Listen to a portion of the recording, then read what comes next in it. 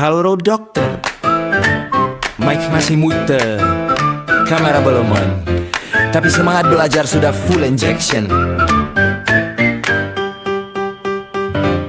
Waiting room bukan berarti waiting mind. Jam sudah on, link sudah klik, nama tamen holder siapa lagi? Background masih klinik estetik. Ada yang pakai jas putih rapi, ada yang sambil minum kopi, ada yang buka jurnal lagi. Topiknya skin barrier pagi, anti aging sampai stem cell terapi. Host bilang sebentar ya dok, masih admit 1-2, tapi otak sudah ngegas, ilmu baru siap diserap semua. Kami dokter di waiting room, bukan bengong tapi siap zoom. Belajar serum peptide exosome supaya passing glowing maksimum. Skincare bukan cuma tren, ini sains yang terus end. Anti aging bukan sulap, tapi evidence yang mantap. Ada yang tanya GHQ berapa persen, ada yang jawab jangan melenceng. Kolagen turun, UV menyerang, inflamasi kronik harus ditendang. Retinol malam, sunscreen pagi, NNN bikin mitokondria happy. Telomer jangan cepat memendek, dokter update biar makin cendek. Waiting room terasa santai, tapi diskusi sudah mulai. Chatbox penuh pertanyaan, semangat belajar tak tertahan. Kami dokter di waiting room, bukan bengong tapi siap zoom. Belajar skin inflamasi hormon supaya aging jadi terkendali dan sopan. Glowing bukan cuma cahaya, tapi sel yang sehat bekerja. Kami rawat dari dalam, biar pasien percaya dan nyaman. Dok, mic-nya masih muter. Share screen belum root, slide belum muncul. Sabar dulu, ilmu besar tak datang terburu-buru. Dari epidermis ke dermis layer, dari rose sampai growth factor player. Kita gali terus lebih dalam, karena ilmu tak pernah diam. Menimba ilmu tak kenal usia, dokter pun tetap belajar setia. Dari acne sampai collagen loss, dari pigment sampai metabolic cross. Karena pasien datang berharap bukan cuma krim yang melembab, tapi solusi yang terukur jelas, holistik, rasional, dan berkelas. Zoom dimulai, kamera on, senyum muncul satu persatu. Bukan sekadar webinar biasa, ini perjalanan ilmu baru. Kami dokter di waiting room, hari ini siap naik zoom. Belajar skincare dan longevity demi kualitas hidup yang lebih tinggi. Anti aging bukan melawan waktu, tapi merawat tubuh dengan ilmu. Dari sel kecil sampai sistem besar, kami belajar agar makin sadar.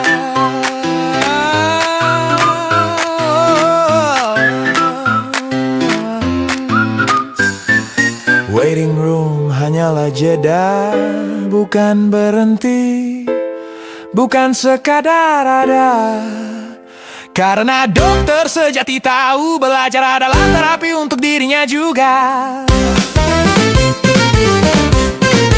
Mic unmute, slide tampil, zoom berjalan, dan semangat kami selangkah update selalu maksimal.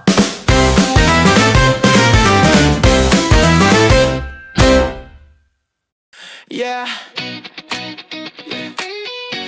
This is a story of trust and quality. PT Beauty Essence. Dari ide kecil yang kau simpan menjadi brand penuh harapan.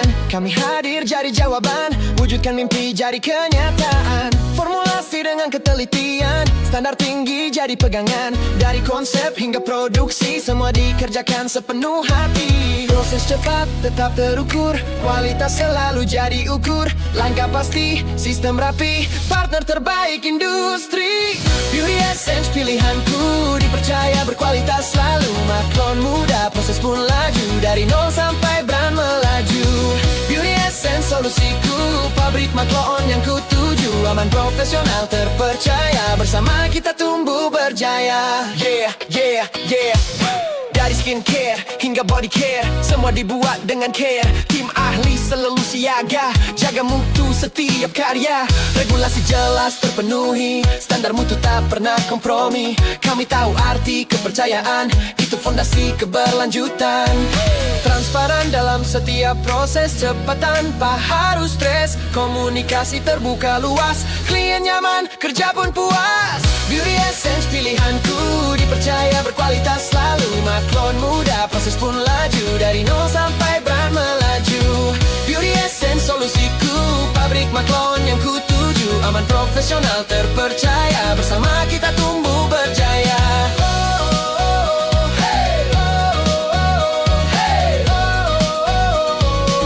Kita tumbuh berjaya. Kami bukan sekadar pabrik biasa, kami mitra dalam setiap asa. Dari riset hingga kemasan, kami bantu wujudkan impian. Brand lokal naik kelas dengan kualitas yang jelas. Langkah cepat, hasil tepat, menuju pasar yang semakin hebat. Trusted partner, certified team, from your vision to market dream. Fast production, quality control, Beauty Essence, we build your goal. Maklon aman, legal pasti, didukung tim yang kompeten sekali. Langkah cerdas, brand bersinar, bersama kami siap bersaing besar. Beauty Essence pilihanku, dipercaya berkualitas selalu. Maklon muda, proses pun laju, dari nol sampai brand melaju. Beauty Essence solusiku, pabrik Maklon nomor satu. Cepat, aman, terpercaya, PT Beauty Essence luar biasa.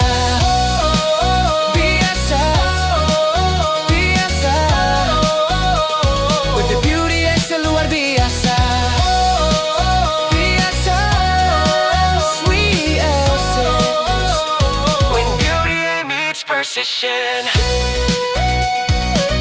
When trust meets quality, PT Beauty Essence. Pabrik Maklon, pilihanku. Barku, bedpenku, enda.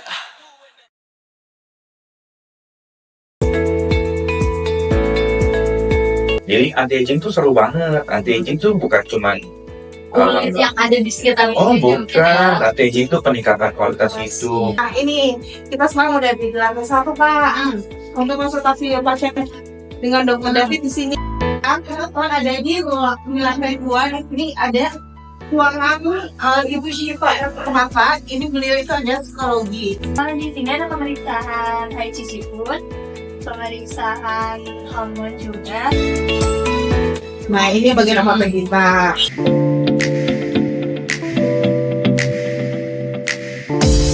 Ini untuk area skincare-nya. Nama YouTube-nya juga.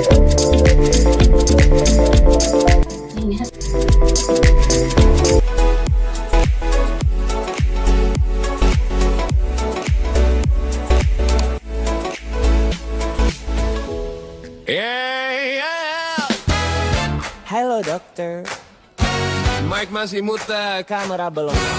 tapi semangat belajar sudah full injection. Waiting room bukan berarti waiting mind. Jam sudah on, link sudah klik, nama tampil tak ada siapa lagi. Background masih klinik, estetik. Ada yang pakai jas putih rapi, ada yang sambil minum kopi, ada yang buka jurnal lagi. Topiknya skin barrier pagi, anti-aging sampai stem cell terapi. Oh, host bilang sebentar ya dok, masih admit 1-2, tapi otak sudah ngegas, ilmu baru siap diserap semua. Kami dokter di waiting room, bukan bengong tapi siap zoom. Belajar serumpet di Dexosome supaya pasien glowing maksimum. Skincare bukan cuma tren, ini sains yang terus asken. Anti-aging bukan sulap, tapi evidence yang mantap. Ada yang tanya, GHQ berapa persen? Ada yang jawab, pH jangan melenceng. Kolagen turun, UV menyerang, inflamasi kronik harus ditendang. Retinol malam, sunscreen pagi, MNN bikin mitokondria happy. Telomer jangan cepat memendek, dokter update biar makin cendek. Waiting room terasa santai, tapi diskusi sudah mulai. Chatbox penuh pertanyaan, semangat belajar tak tertahan.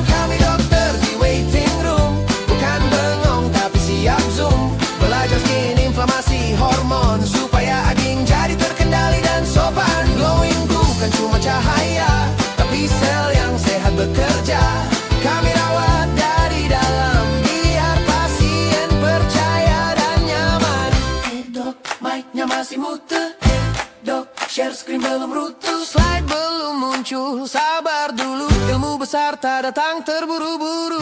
Dari epidermis ke dermis layer, dari rose sampai growth factor player, kita gali terus lebih dalam, karena ilmu tak pernah diam.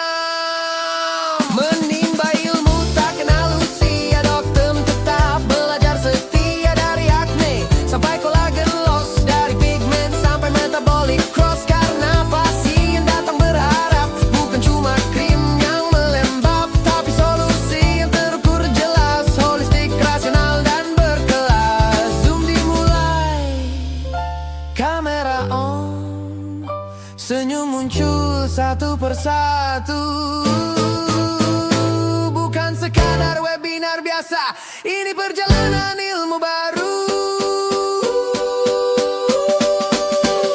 Kami dokter di waiting room, hari ini siap naik zoom, belajar skincare dan longevity demi kualitas hidup yang lebih tinggi. Anti-aging bukan melawan waktu, tapi merawat tubuh dengan ilmu. Dari sel kecil sampai sistem besar, kami belajar agar makin sadar.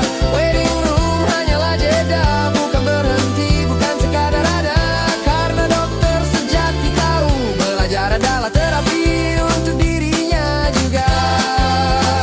Mike Kunmute, slide tampil, Zoom berjalan, dan semangat kami selalu update, selalu maksimal. Semangat kami selalu update, selalu maksimal.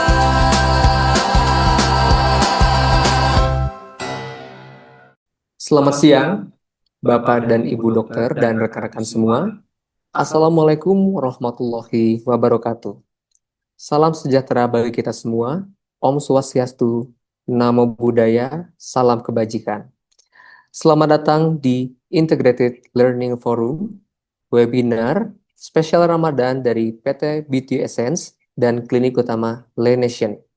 Senang sekali saya perkenalkan Lugi Ahmad Argiano akan menjadi MC webinar yang sangat eksklusif di siang hari ini, tentunya di bulan suci Ramadan yang penuh berkah ini. Hari ini Jumat 27 Februari 2026, senang sekali rasanya bisa berkumpul secara virtual untuk membahas topik yang sangat krusial bagi dunia estetik medis. Sesuai tema kita hari ini, apakah autoimun berkaitan dengan produk skincare? Seringkali kita menemui pasien dokter dengan kondisi sensitif yang memerlukan penanganan lebih dari sekedar krim biasa. Hari ini kita akan belajar bagaimana precision medicine dapat membantu kita mendesain solusi yang benar-benar tepat sasaran bagi para pasien. Di webinar ini, kita akan mengupas tuntas bagaimana pemeriksaan laboratorium tingkat lanjut seperti IgG food test dan organic acid profile dapat membantu dokter mendiagnosis kondisi autoimun secara lebih akurat dengan memetakan pemicu inflamasi dari sisi nutrisi dan metabolik.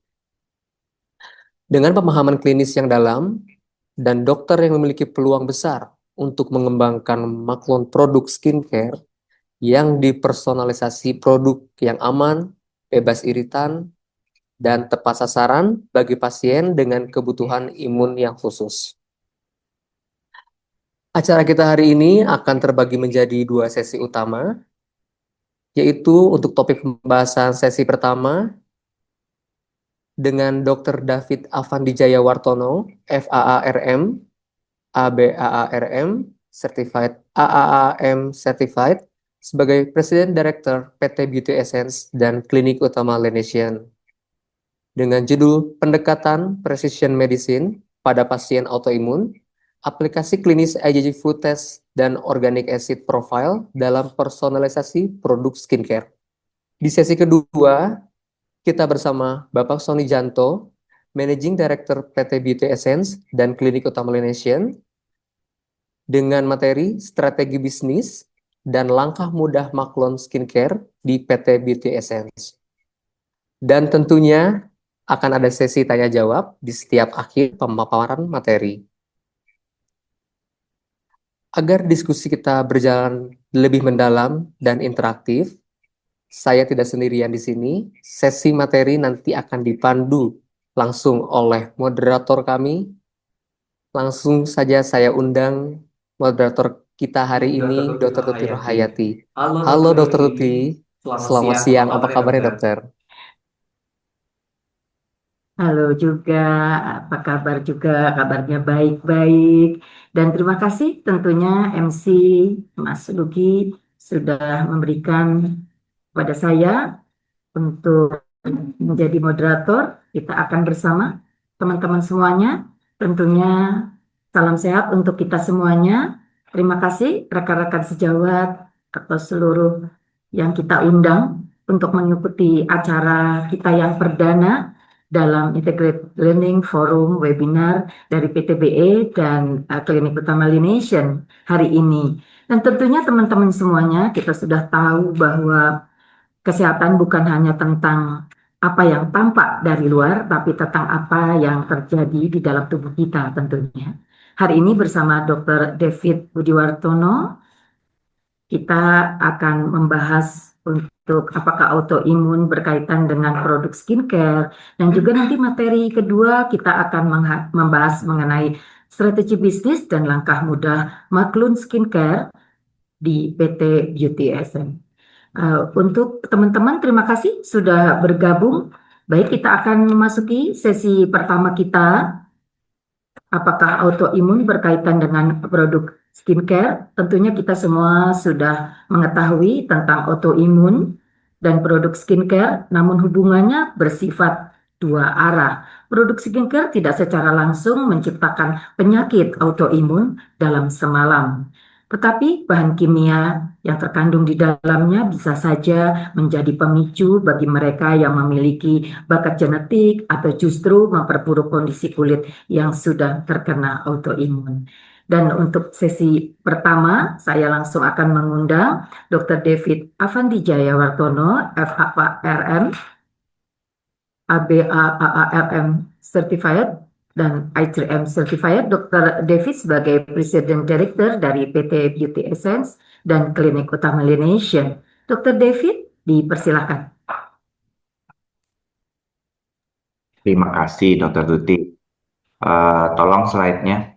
Saya kemarin diminta bicara tentang bahan baku kosmetik, efek kosmetik, karena banyak yang menanyakan apakah penggunaan skincare itu memperburuk atau mengganggu atau memicu kondisi penyakit-penyakit autoimun. Jadi akhirnya saya cari kaitan-kaitannya, apakah pasien-pasien autoimun itu boleh pakai skincare, ya. Jadi apakah mereka itu boleh sembarangan pakai skincare, boleh beli yang biasa-biasa aja, atau mereka perlu bahan-bahan yang lebih khusus, atau standar seperti bayi, atau bagaimana. Nah, itu kita mau bicara di sini. Slide. Jadi pertama kali pertanyaan ini penting karena perhatikan kondisi lingkungan kita. Semakin hari yang namanya autoimun tuh tambah banyak, ya.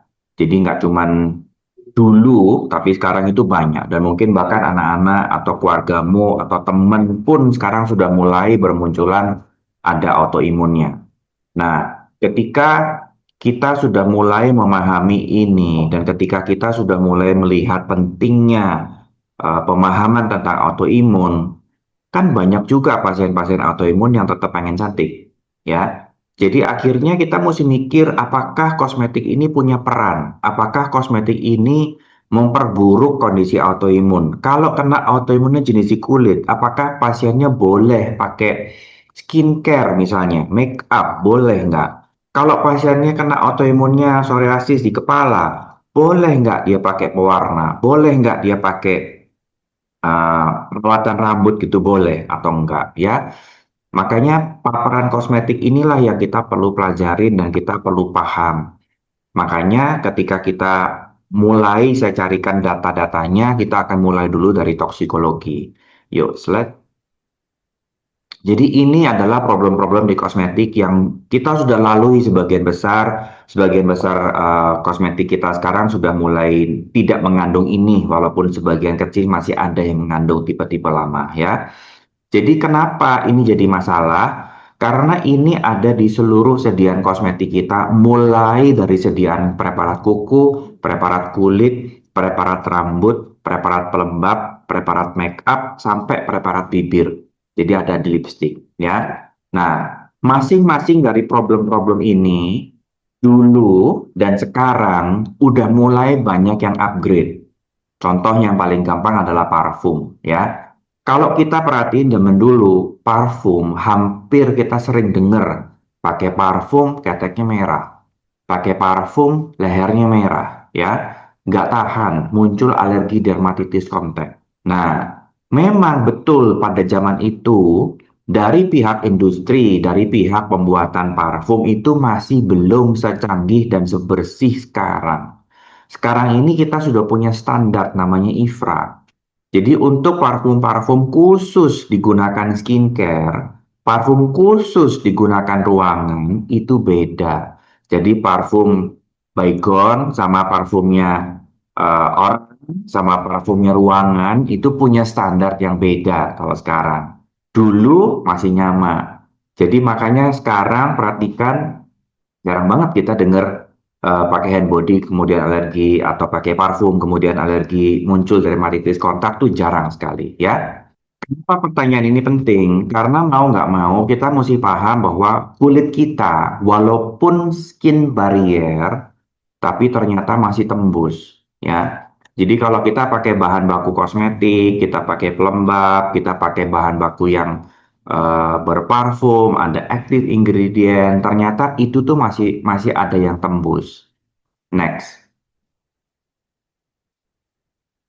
Nah, kemudian setelah kita paham tentang area itu, kita jadi mulai bertanya. Jadi sebetulnya autoimun itu apa? Kenapa sih ini tuh diperbincangkan gitu ya?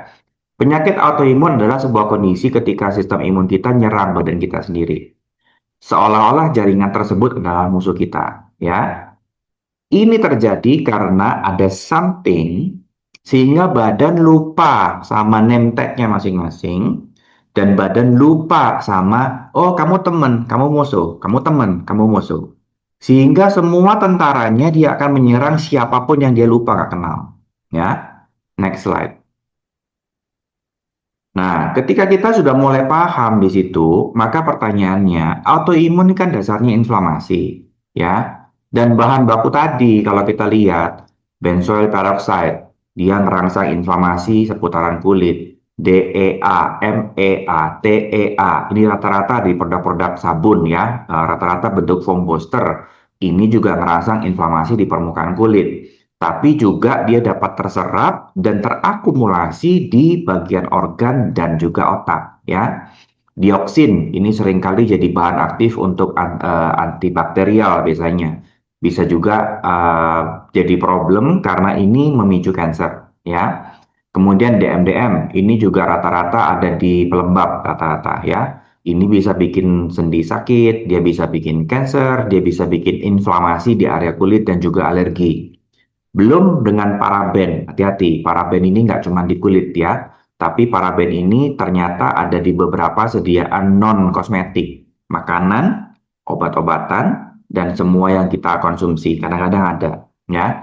Jadi ini mesti hati-hati karena dia nyangkutnya ke organ, seksual organ, breast, dan kemudian mengganggu di hormonal seksual ya.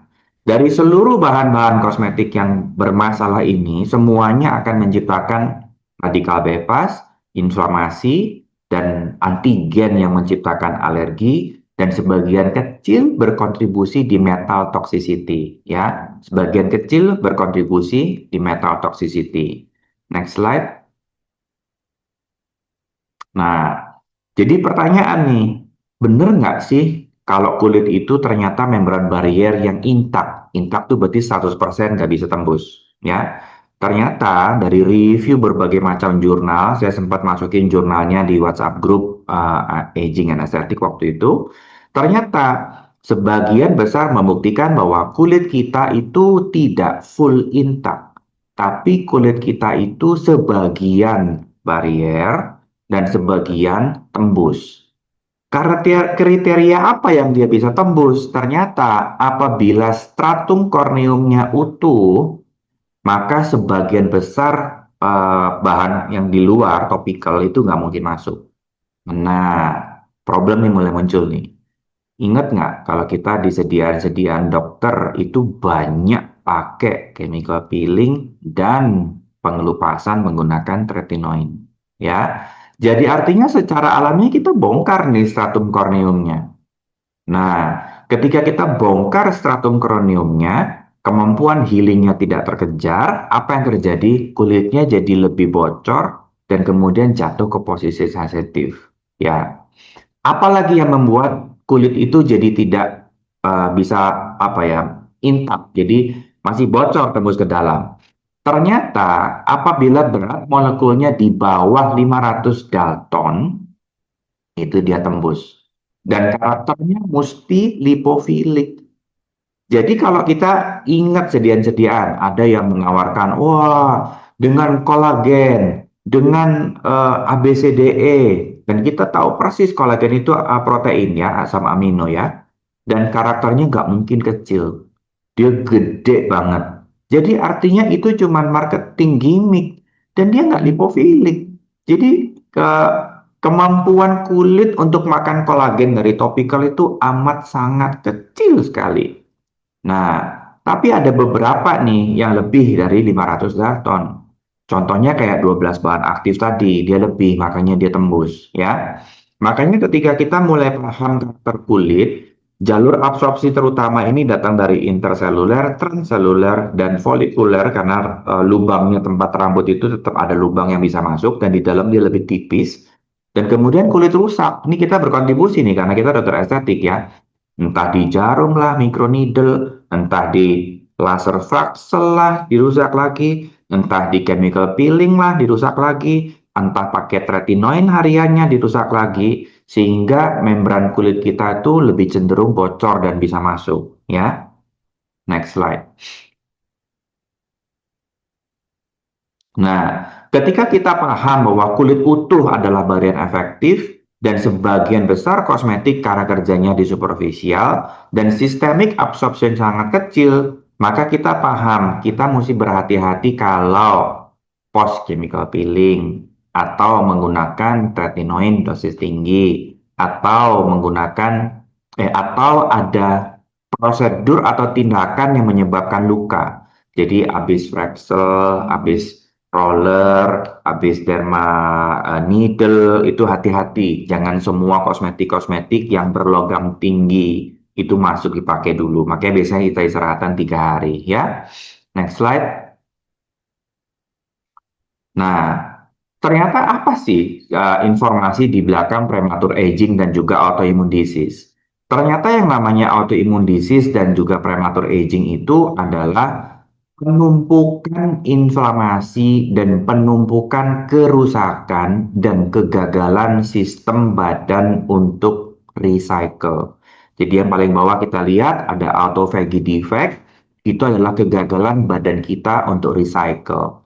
Cellular senescence itu dihubungkan dengan penumpukan inflamasi dari ages yang ditumpuk terus-menerus sampai titik tertentu sehingga kerusakannya dia tidak mungkin diperbaiki.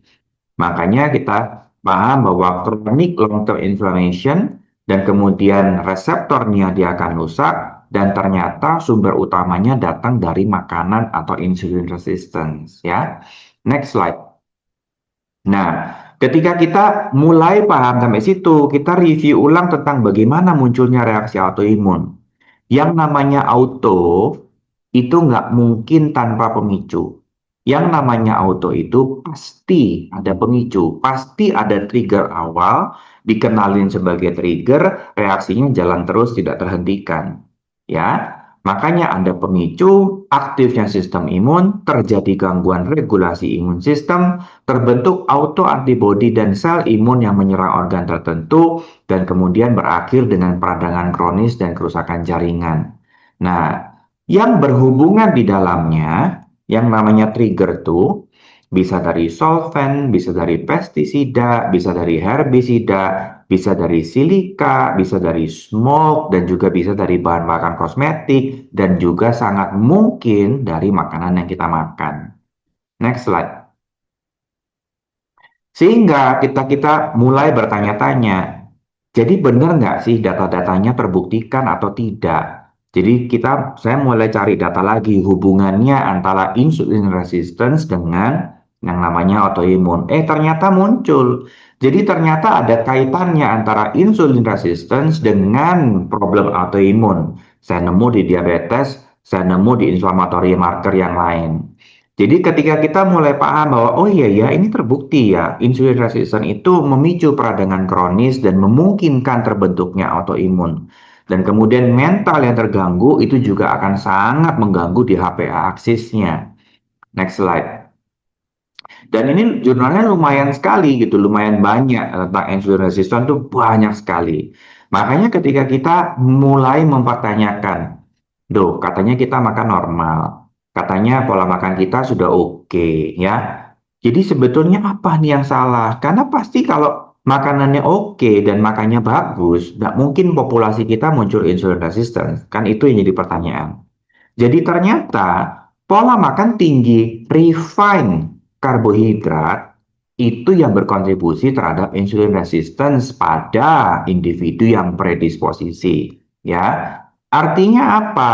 Tinggi rendahnya jumlah refined karbohidrat yang bisa dimakan itu setiap orang itu personal. Nah, tahu dari mana nih kalau pola makanmu bagus sama nggak bagus? Mau nggak mau diperiksa dengan gula darah puasa dan gula darah 2 jam PP. Jadi kalau gula darah selama kita bulan puasa, nanti periksa jam 5, jam 4, jam 5 ya. Kalau jam 4, jam 5 gula darah puasamu bisa capai 90 ke bawah, bagus. Sistem jalan, mekanisme pertahanan jalan, sistem kamu oke, ya. Yang mencurigakan itu adalah 2 jam PP. Jangan-jangan pola makan kamu menciptakan insulin resistance, ya. Kita buktikan dengan setelah buka 2 jam kemudian, yuk kita periksa gula darah puasanya. Kalau gula darah puasamu loncat, artinya pilihanmu jelek.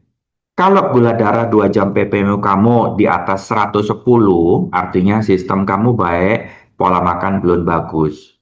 Kalau gula darahnya bisa tetap dijaga di bawah 100, pilihan makannya bagus, badannya bagus. Ya, jadi insulin resisten itu secara keilmuan dan praktek di lapangan bisa diketahui, dicegah, dan dirubah. Oke?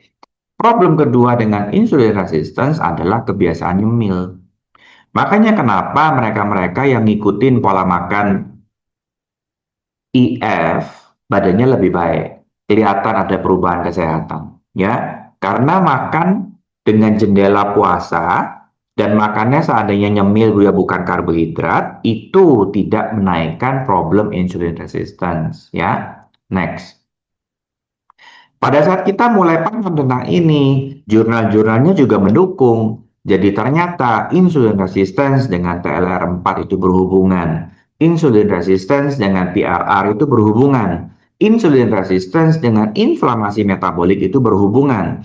Insulin resistance, PRR, TLR berperan dalam autoimun dan imunitas, antibodi, dan hilangnya toleransi. Jadi kerusakan reseptor itu datangnya dari sini ternyata. Jadi bukan karena penyakitmu yang bikin kamu bermasalah dan imunmu error, enggak. Tapi pola makanmu yang bikin radang terus-menerus, sehingga problemnya dia akan kehilangan nomor tag-nya, jadi dia kehilangan kemampuan untuk mengenali diri sendiri, sehingga nanti badannya lupa sama diri sendiri dan nyerang diri sendiri, ya. Dan PRR dalam model autoimun pun ini ada jurnalnya, ya. Next slide. Jadi pada saat kita mulai memahami bahwa ternyata inflamasi yang disebabkan insulin resisten itu ngerembet kemana-mana, saya jadi bertanya, apakah insulin resisten ini juga berhubungan dengan leaky gut? Jadi ketika kita makan dominan dengan pola makan yang tinggi karbo terus, ternyata perubahannya tidak sesimpel itu. Perubahannya bikin inflamasi di mana-mana dan juga bikin inflamasi di pencernaan. Dominan karbo doang, lebih cenderung fermentasi, lebih cenderung banyak gas, dan merubah keseimbangan probiotik. Jadi yang terjadi adalah endotoksinemi. Ada perubahan probiotik dari bakteri bagus jadi bakteri jelek. Jadi bakterinya geser keseluruhannya, tumbuh jamur di mana-mana. Akhirnya si jamur ini dan si makanan-makanan yang fermentasi dan juga makanan-makanan yang tinggi gluten akan membuka ikatan antar sel dari permeabilitas usus. Dan ini yang menciptakan problem leaky gut.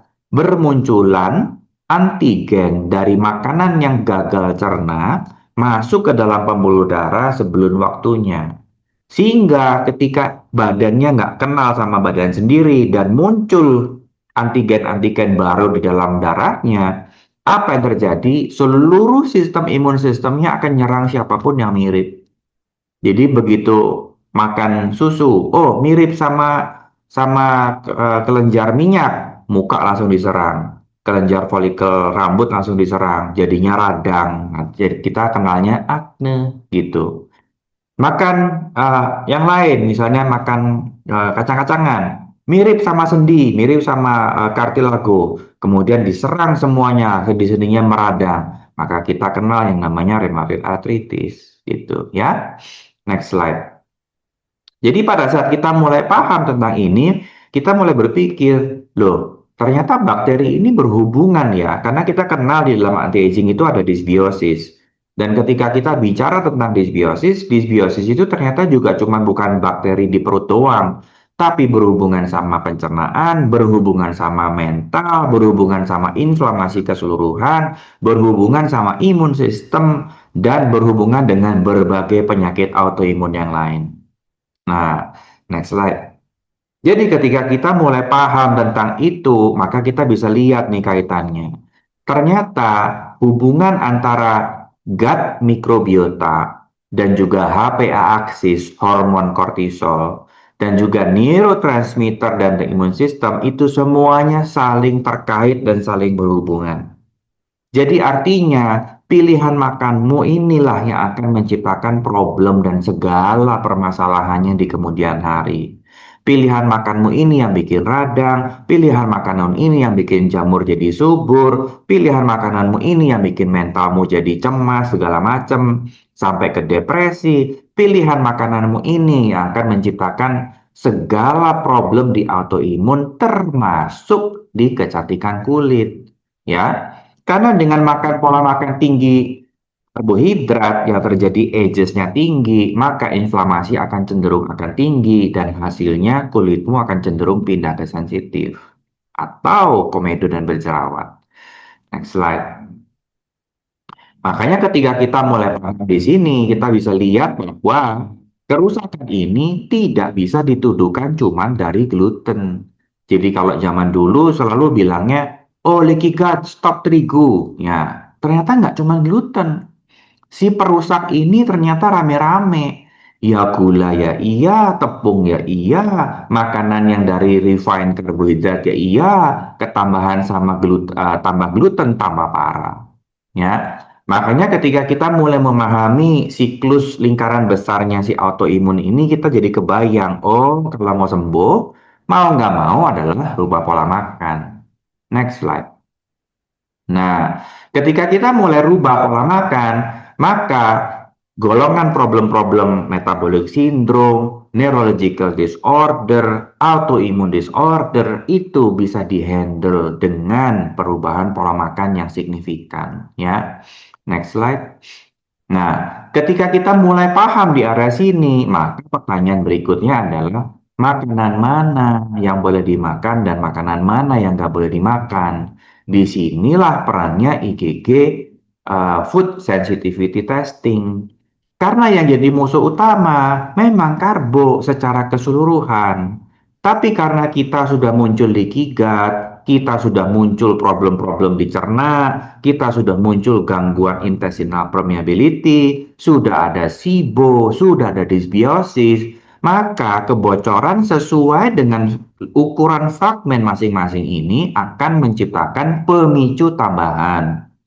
Si pemicu tambahan ini bisa dicari, dikenali lewat pemeriksaan IgG food sensitivity. Sehingga ketika kita beberes dengan autoimun, kita menghilangkan trigger utamanya, yaitu karbohidrat dan makanan pencetus yang menimbulkan reaksi autoimun sistem. Ya, next slide. Nah, ketika kita udah mulai paham di area sini, maka kita mesti sadar jangan cuma nyalahin gluten.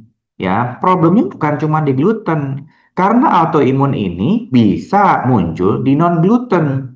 Contoh yang sering terjadi dan sering luput nih ya, teman-teman dokter kadang-kadang nggak teliti. Saya juga bertahun-tahun pernah nggak teliti. Jadi ada pasien datang tiap sore gatel. Setiap sore masjid bunyi doa, dia langsung gatel-gatel. Diperiksa IgG, ketahuan alerginya bla bla bla bla bla. Saya suruh stop, tetap gatel-gatel. Konsul ulang 2 bulan kemudian, dok saya masih gatel. Ini setiap sore saya masih gatel. Saya baca ulang, saya nemu ada agar-agar. Loh, agar-agar. Kamu ada banyak kapsul yang diminum. Kamu minum obat apa aja setiap sore? Minum obat kolesterol, minum obat ini, minum obat ini. Semuanya bentuknya apa? Tablet warna-warni, kapsul warna-warni. Iya. Oke, mulai hari ini semua kapsulnya dibuka. Kamu nggak boleh lagi makan kapsul warna-warni. Begitu dibuka, dalam 3 minggu gatelnya hilang. Ya, jadi ini sering sekali kita nggak teliti, kita masih mengizinkan mereka makan dan kita nggak teliti sedetail. Karena yang namanya imun sistem itu super detail. Dia nggak mau tahu kamu kemakannya cuma setetes, sesendok, semangkok, atau sebaskom. Pokoknya begitu dikenali antigennya, reaksinya jalan. Nah, next slide.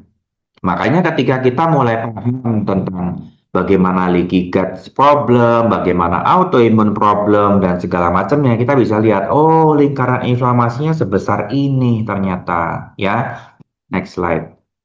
Makanya ketika kita mulai paham, maka kita mulai mengerti kalau kita mau benerin autoimun selalu dimulai dari pencernaan.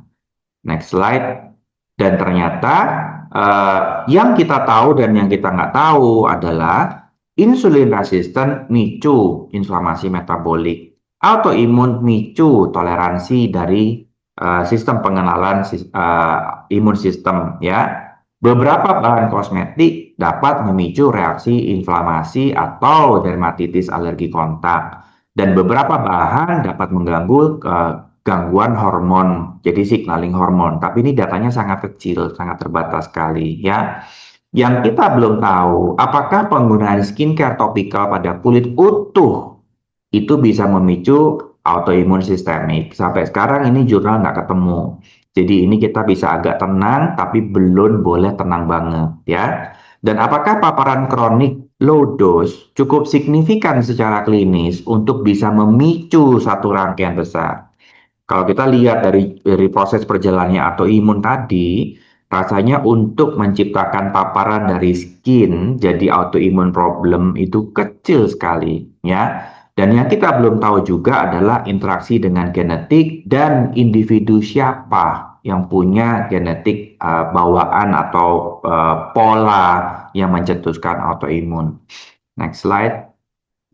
Nah, jadi ketika kita udah mulai melihat gambaran besarnya, kita bisa bikin kesimpulan berdasarkan evidence saat ini, metabolic inflamasi yang merupakan kontribusi penting dalam patogenesis autoimun dan paparan bahan kosmetik mungkin berkontribusi pada inflamasi lokal saja dan menciptakan reaksi alergi lokal saja. Tapi perannya dalam memicu autoimun sistemik belum terbukti secara kausal. Next slide. Nah, jadi pesan dari saya adalah kenali kualitas skincaremu karena dengan memilih skincare yang baik itu yang hasilnya akan bagus ke kulitmu. Salah memilih skincare, kita pilih perawatan dengan karakter UV sensitif dan kemudian karakternya doyan jalan-jalan di luar, ya pasti jadinya gosong. Oke? Terima kasih banyak, saya kembalikan ke Dr. Tuti. Baik, terima kasih Dokter David.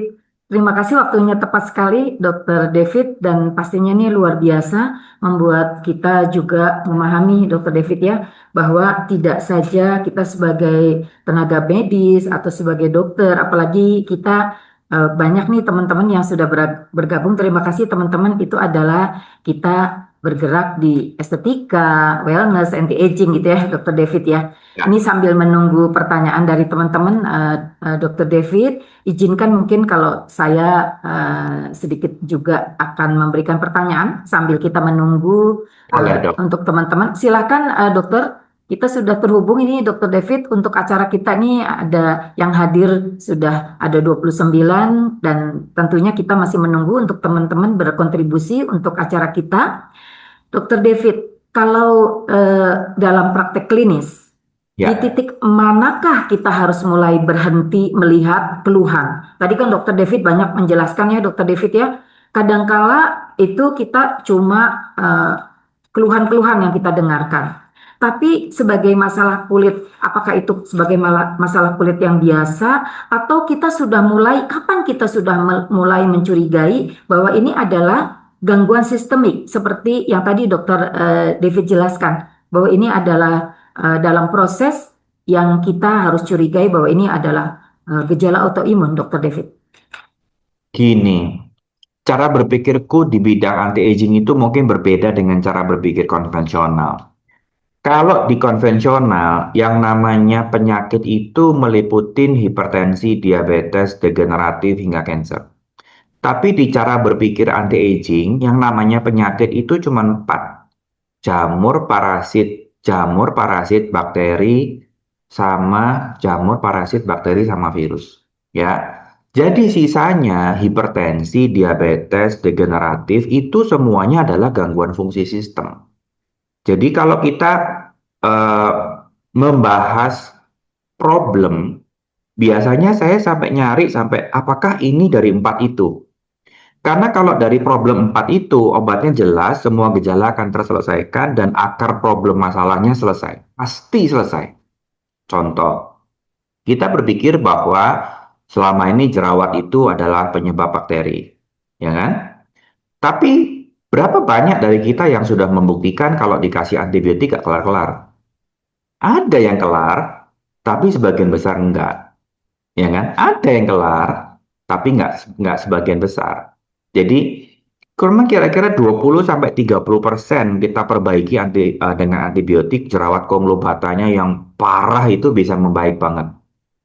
Tapi sebagian besar jerawat yang biasa itu tidak membaik dengan penggunaan antibiotik. Jadi artinya ini bukan cuma sekedar bakteri, ini tuh ada sebab lain yang menciptakan sebuah kondisi. Artinya ada sistem problem. Nah, sistem problem ini yang kita mau cari, ini datang dari mana? Kok bisa kulitnya jadi sensitif terus-menerus? Ada sesuatu atau enggak? Karena kalau dia tidak bermanfaat dengan antibiotik, artinya akne ini bukan akne bakterial.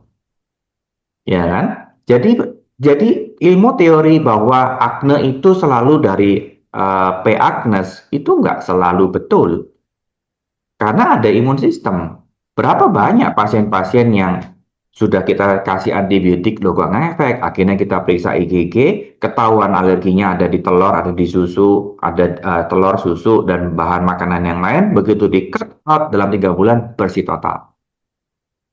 Tanpa menggunakan antibiotik sama sekali. Jadi cuma berhenti triggernya doang, dia sembuh sendiri. Makanya kita mesti belajar mencari ini tuh dari mana. Problem ini tuh dari mana. Kayak hipertensi. Bakterinya apa? Nggak ada. Virusnya apa? Nggak ada. Jamurnya apa? Nggak ada. Parasitnya apa? Nggak ada. Jadi artinya pengobatan hipertensi itu nggak mungkin pakai tablet. Pengobatan hipertensi itu pasti akan dimulai dari perubahan hidup dan pola makan. Apa yang terjadi? Kok dia sistemnya bisa malfunction? Kan seharusnya homeostasis kita jaga tensinya segitu dong. Kemasukan garam kita bisa buang, kekurangan garam dia bisa retain. Seharusnya begitu. Tapi kenapa kok di pasien-pasien khusus itu tuh gagal fungsinya? Nah, itu harus dicari. Oke, oke, Dokter David. Ini sebelum nanti saya juga ada pertanyaan. Ini ada satu pertanyaan dari Ibu Sinta. Selamat siang, Dokter David. Ya, Terkait penyebab penyakit autoimun yang secara genetik, mungkinkah bayi baru lahir bisa terkena penyakit autoimun? Bila mungkin, mengapa bisa terjadi? Bisakah dicegah? Tes lab apa yang paling relevan untuk diagnosa autoimun? Untuk tes IgG food, apakah bisa untuk bayi? Berapa usia minimalnya? Ini banyak nih kayaknya. Diberondong nih pertanyaannya, Dokter David. Silakan, Dokter David. jadi saya sampai saat ini tidak percaya bahwa autoimun itu genetik. Saya terbukti berkali-kali membuktikan bahwa bukan keturunan, tapi pola yang diturunkan. Jadi semua di rata-rata keluarga hipertensi, keluarga diabetes, keluarga autoimun, keluarga cancer itu punya habit, entah habit makannya atau habit gulanya atau habit snacknya yang bikin pola penyakit yang bakal sama terus-menerus. Jadi, kalau ada bayi lahir sudah muncul autoimun, berarti selama kehamilan, si ibu ini makannya semua yang alergi.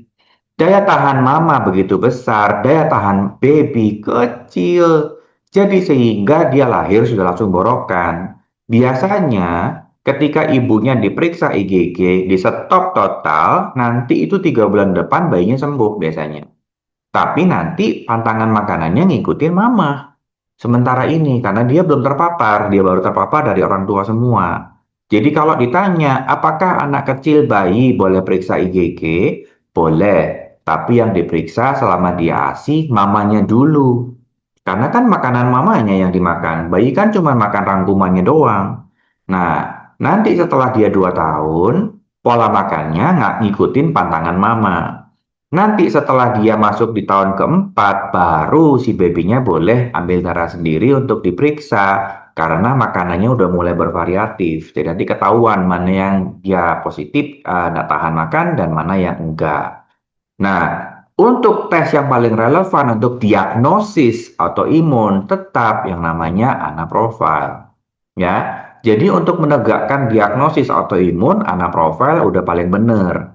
Tapi kalau untuk mencari trigger foodnya atau trigger dari makannya, IgG food sensitivity. Dalam proses terapinya, saya pasti butuh ini nutrisi apa ya yang dia deficient. Saya butuh organic profile di situ, organic acid profile. Karena organic acid profile itu periksa metabolic system. Jadi dari situ nanti kelihatan, oh dia kurang arginin, atau oh dia kurang vitamin B jenis yang ini, atau oh dia kurang antioksidan jenis yang ini, atau oh dia kurang vitamin yang ini. Nah, begitu kita ngikutin kebutuhan vitaminnya, terapinya tepat sasaran dan cepat responsnya. Itu jelas ya. Apakah bisa terjadi, bisa cegah? Mana tadi bisa. Tes apa yang paling relevan? Sudah. Tes bayi untuk sudah. Berapa usia umurnya? Udah. Oke ya. Jadi kalau mau dicegah, bisa. Gimana caranya? Rubah pola makan orang tua. Jadi kalau kamu punya bawaan penyakit hipertensi, ya jelas kamu doyan makan gula. Anakmu jangan diajarin makan gula. Nah kalau kamu anaknya dimarahin makan gula, kamunya makan roti depan dia, ya mana bisa nurut. Baik, terima kasih. Mudah-mudahan Ibu Sinta sudah cukup banyak ya terjawab dari pertanyaannya. Bila teman-teman dokter mau langsung bisa open cam atau raise hand, silahkan teman-teman untuk bertanya. Kita masih Tentang iya. vitiligo. Ya, vitiligo reaksinya sama. Dan sepanjang saya pegang pasien vitiligo, semua penyakit vitiligo bisa disembuhkan. Gampang, nggak sulit. Mau pakai skincare apapun, saya nggak larang. Tapi saya minta 12 toksin kosmetik tolong dipilih. Jadi jangan ngasih skincare yang ada parabennya, jangan ngasih skincare yang ada triklosannya, jangan pakai bahan sabun yang masih pakai DHA, atau pelembab yang pakai DMDM, itu dilepas semua. Apa manfaatnya? Biar nggak nambah inflamasi langsung dari topik keluar. Kalau ditambah inflamasi nanti nggak kelar-kelar. Nanti kita berhadapan dengan 2 masalah. Autoimun iya, inflamasi dari topikal iya, nanti nggak selesai-selesai, ya. Eh, apakah jurnalnya ada? Sudah mulai banyak. Jadi dokter bisa mulai cari kaitan antara insulin resistance dengan autoimun dan nanti mulai pelan-pelan ini belakangan baru mulai muncul banyak insulin resistance dengan vitiligo, ya bisa dicari. Yang jelas dari semua autoimun kalau mau belajar nanti kontak sama Dokter Tuti, saya ada kelas untuk bikin workshop pelatihan untuk bantu dokter belajar tentang anti-aging tapi lewat problem case. Saya minta case-nya adalah hipertensi dan psoriasis. Kenapa? Soalnya kalau diamati dan di follow up, hipertensi dan psoriasis itu cuma perlu 3 bulan untuk lihat hasilnya. Cepat, responnya bagus dan cepat. Tapi vitiligo ini paling lelet di antara yang lainnya. Jadi kalau dokter udah ngerti di psoriasis sama hipertensi, vitiligo pasti bisa. Cuma monitoringnya bakal setahun. Memang panjang, lebih lambat ya. Jadi kalau mau belajar, paling enak belajar lewat psoriasis dulu dan hipertensi. Ngerti hipertensi, nanti ngerti buat diabetes mellitus dan segala macamnya itu gampang. Ngerti handle psoriasis, nanti mau RA, mau lupus, mau SLE, atau mau vitiligo, atau mau Hashimoto, atau mau Sjögren itu udah gampang. Baik, terima kasih nih untuk Dr. M. Karyadi yang sudah bertanya, dan Dr. David memang banyak sekali ya Dr. David ya memberikan harapan yang baik tentunya progresnya pada penyembuhan vitiligo ya Dr. David ya. Iya. Di grup kita yang di-maintain sama klinik yang anti-aging itu nggak semuanya sehat. Sebagian besar dari mereka itu adalah pindahan dari grup anti-aging dan dari grup cancer. Jadi mereka yang udah sembuh dari problem autoimunnya dan yang udah sembuh dari kansernya, udah terbukti dengan PET scan negatif, mereka semua udah pindah ke grup anti-aging. Betul, betul. Nanti teman-teman yang mau bergabung silahkan. Pasti Dr. David senang teman-teman kita bisa sharing-sharing, dan khususnya memang sekarang banyak sekali ya secara global Dr. David kita juga sign dari yang kita sebut bahwa itu adalah gejala-gejala autoimun dan lain-lain. Kalau tidak memahami dari akar permasalahannya, mungkin nanti kita tidak bisa mendiagnosa dengan tepat, bahkan sampai bisa memberikan terapi yang betul-betul dibutuhkan ya Dr. David. Mungkin ini pertanyaan terakhir Dr. David, mewakili teman-teman semuanya. Apakah Dr. David, tadi Dr. David hampir 25 slide menjelaskan banyak sekali insight yang kita dapat Dr. David. Apakah mungkin selama ini kita tuh terlalu fokus Dr. David untuk mengontrol gejala sign dari autoimunnya, tetapi kita kurang memperhatikan faktor tadi Dr. David melihat banyak sekali gitu, mencermati bahwa faktor lifestyle ya, gaya hidup, stres, paparan lingkungan, dan itu sangat menjadikan sebuah pemicu utama disregulasi imun. Bagaimana Dr. David bisa menjelaskan kepada kami semua? Ya gimana ya, itu habit cari gampang. Soalnya kalau pusing kasih obat pusing, demam kasih obat demam itu kan gampang ya. Cuman kalau disuruh nyari demamnya kenapa, triggernya dari mana, patofisiologinya apa, itu emang nggak semua demen. Makanya ya kalau suka mau belajar, yuk belajar dari kasus. Karena anti-aging itu ya ilmu kedokteran. Emang kita yang nyari dari akar masalahnya tuh apa. Dan akar masalahnya ya antara pola atau si 4 penyakit tadi. Nggak ada yang lain. Ya kalau problemnya ada di pola, ya mau nggak mau kita mesti cerewet sedikit. Ngatur makan, ngatur olahraga, ngecek pola tidurnya dia, ngecek keseimbangan fungsi badannya dia, ya mau nggak mau memang begitu. Betul, betul. Terima kasih Dr. David. Mudah-mudahan ini tentunya mendapatkan insight yang sangat powerful dari Dr. David. Ini ada yang bertanya, Dr. David, dari Dr. Vanda Ertata. Siang dok, jadi bagaimana cara memilih vitamin yang aman? Apakah prebiotik oral efektif untuk mencegah leaky gut selain pemilihan makanan yang sehat dok? Mencegah nggak bisa dok. Saya sudah coba mencegah pakai ITRA, keto, fluko, ganjel sama probiotik yang tipikal anti jamur, probiotik yang tipikal untuk healing zonulin, nggak bisa, nggak mempan. Dysbiosis hanya bisa dikoreksi ketika pola makan dirubah. Akhirnya tetap nyampe di situ lagi. Saya sudah buktiin bertahun-tahun, nggak ngurusin, makanya terserah, kita coba terus pakai obat, gak bisa. Tapi begitu di stop pola makannya, langsung cepet dalam 2-3 bulan disbiosis selesai. Jadi memang ini satu PR ya, mau nggak mau dokter mesti rajin ngomong, rajin info, mau nggak mau kita jadi edukasi lagi ke masyarakat. Gimana cara pilih vitamin yang aman? Kalau saran saya pakai organic acid profile. Ada satu, nggak terlalu mahal, dia 1, sekian kalau nggak salah. Tapi seluruh vitamin yang dibutuhkan sama badannya langsung ditulisin semua. Kenapa butuh ini alasannya ini, kenapa butuh ini alasannya ini, kenapa butuh ini alasannya ini, udah enak itu udah. Jadi langsung satu badan ketahuan defisiensinya apa, problem sistemnya apa, vitamin yang dibutuhkannya apa, ya udah minum sesuai itu aja. Daripada segala dipilih gara-gara katanya. Oh, katanya B kompleks bagus, minum. Oh, katanya magnesium bagus, minum. Oh, katanya astaxanthin bagus, minum gitu. Terus tapi ngerasa badannya nggak ada perubahan, badannya nggak butuh, ya kan? Jadi lebih baik minum sesuai yang dibutuhkan.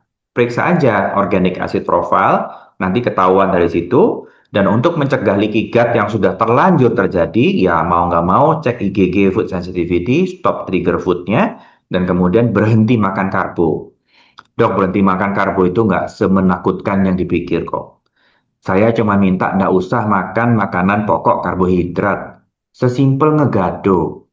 Jadi makan pecel makan, makan gado-gado makan, tapi makan nasi goreng itu makanan mewah. Makan mie itu makanan super mewah. Makanan roti itu makanan super mewah, ya. Jadi makanan kita sehari-hari ya lauk, pauk, udah. Karbo itu jadi makanan super mahal.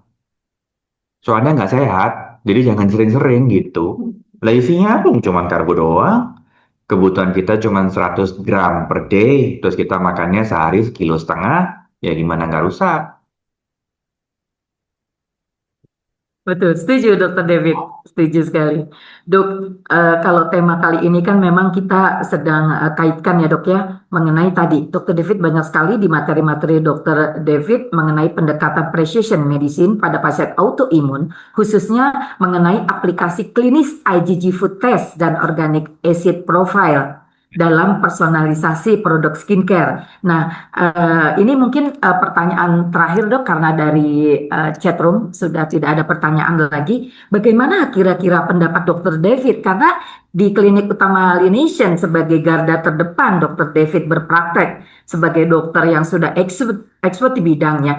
Dan ini ada pemeriksaan lab yang memang difasilitasi untuk Dr. David. Karena di Klinik Utama Lination kita punya IgG food tes ya Dr. David. Itu bagaimana Dr. David supaya teman-teman mungkin ini dok punya mindset yang terbuka dok, bahwa untuk autoimunkah dengan gejala-gejala yang bisa sangat-sangat kita dapatkan ya dok ya, dari seluruh gejala yang nanti kita akan menjurus kepada penyakit autoimun, Dr. David punya salah satu panel yang bisa memperkuat diagnosa Dr. David, khususnya karena kita punya pemeriksaan tadi dok di laboratoriumnya Dr. David.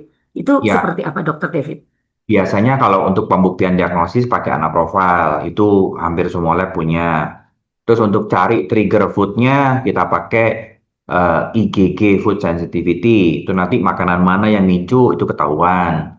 Terus habis itu kan biasanya mau terapi tuh. Nah, ya vitamin-vitamin yang dibutuhkan dari organic acid profile itu langsung kelihatan tuh semua apa yang dibutuhkan, sistem mana yang berantakan tuh kelihatan semua. Kemudian ya sisanya tinggal kita atur makan, skincare-nya kita tata, pilih skincare yang tidak mengandung 12 bahan aktif toksik, pilih skincare yang oke untuk kulitnya dia, ya. Ya rata-rata begitu gitu. Ya memang lebih capek ngomong sih ya. Jadi kalau perhatiin di grup itu kan pola makan pasien autoimun, pola makan pasien kanker yang diulang-ulang tiap hari itu kan. Iya, betul betul betul Dokter David. Nah, karena kita ada dokter yang kita korelasinya dengan materi yang kedua yang akan nanti disampaikan oleh Bapak Sony Janto, Dok. Kalau kita lihat bahwa sekarang industri skincare kan bukan sekedar tren ya dok ya, tapi sebuah ekosistem bisnis yang sangat potensial. Dan dalam era booming industri skincare dan estetika, apakah ada risiko Tadi walaupun Dr. Devi sudah menjelaskan, apakah ada risiko overtreatment pada pasien dengan kecenderungan yang kita sudah bahas mengenai autoimun ini justru bisa memperburuk inflamasi secara sistemik, dokter. Jadi kita kan harus nanti Pak Sony mungkin bisa menjelaskan ya dok ya, seperti apa produk-produk skincare yang pastinya tadi dokter, jangan sampai membuat inflamasi yang memperburuk secara sistemik. Kalau dari dokter David bagaimana dok? Dengan maraknya kita industri atau era booming industri skincare dok? Selama bahan baku kosmetik toksiknya itu nggak ada sih, so far so good ya. Jadi nggak perlu takut bahwa skincare-nya bakal micu atau jadi reaksi inflamasi atau kulitnya jadi bermasalah, tuh nggak perlu takut. Yang penting bahan-bahan yang berbahayanya, soalnya di aturan BPOM itu masih legal dipakai loh ya. Jadi research ini tuh datang dari mereka-mereka yang percaya bahwa bahan baku tertentu itu bakal mempengaruhi sistem. Dan ternyata jurnal pendukungnya ada, tapi memang sedikit sekali. Nah, dengan memahami itu, kalau kita mau memilih skincare yang tidak mengandung 12 toksik kosmetik, itu buat penggunanya jauh lebih aman. Ya, contohnya sabun aja nggak usah repot-repot. Rata-rata pasti milih sabun yang berbusa banget kan. Kalau saya milih sabun yang nggak berbusa banget. Karena hampir sebagian foaming agent itu mengandung sulfat dan mengandung DEA rata-rata, SLS atau DEA. Nah, dua bahan ini itu micu kulit sensitif, kulit kering, sehingga pada long termnya kulitnya jadi gampang jerawatan gitu. Makanya pada saat kita paham tentang bahan baku, saya dari 12 tahun lebih dari awal mula PTPE itu karena ngajar di anti-aging, saya sudah memutuskan kita nggak pakai bahan baku ini.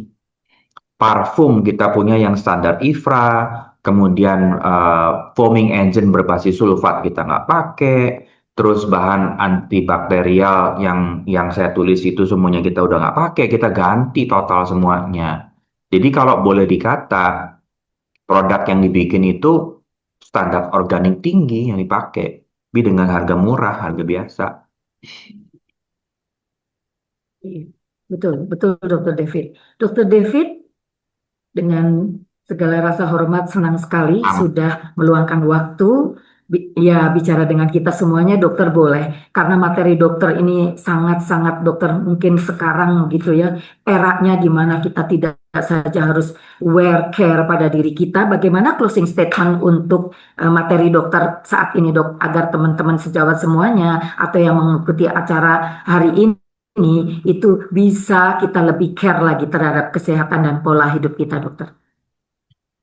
Sejawat dokter kalau dapat pasien autoimun dan pengen cantik, rawat aja, bantu mereka pilihkan dengan skincare yang tidak mengandung 12 toxic ingredient.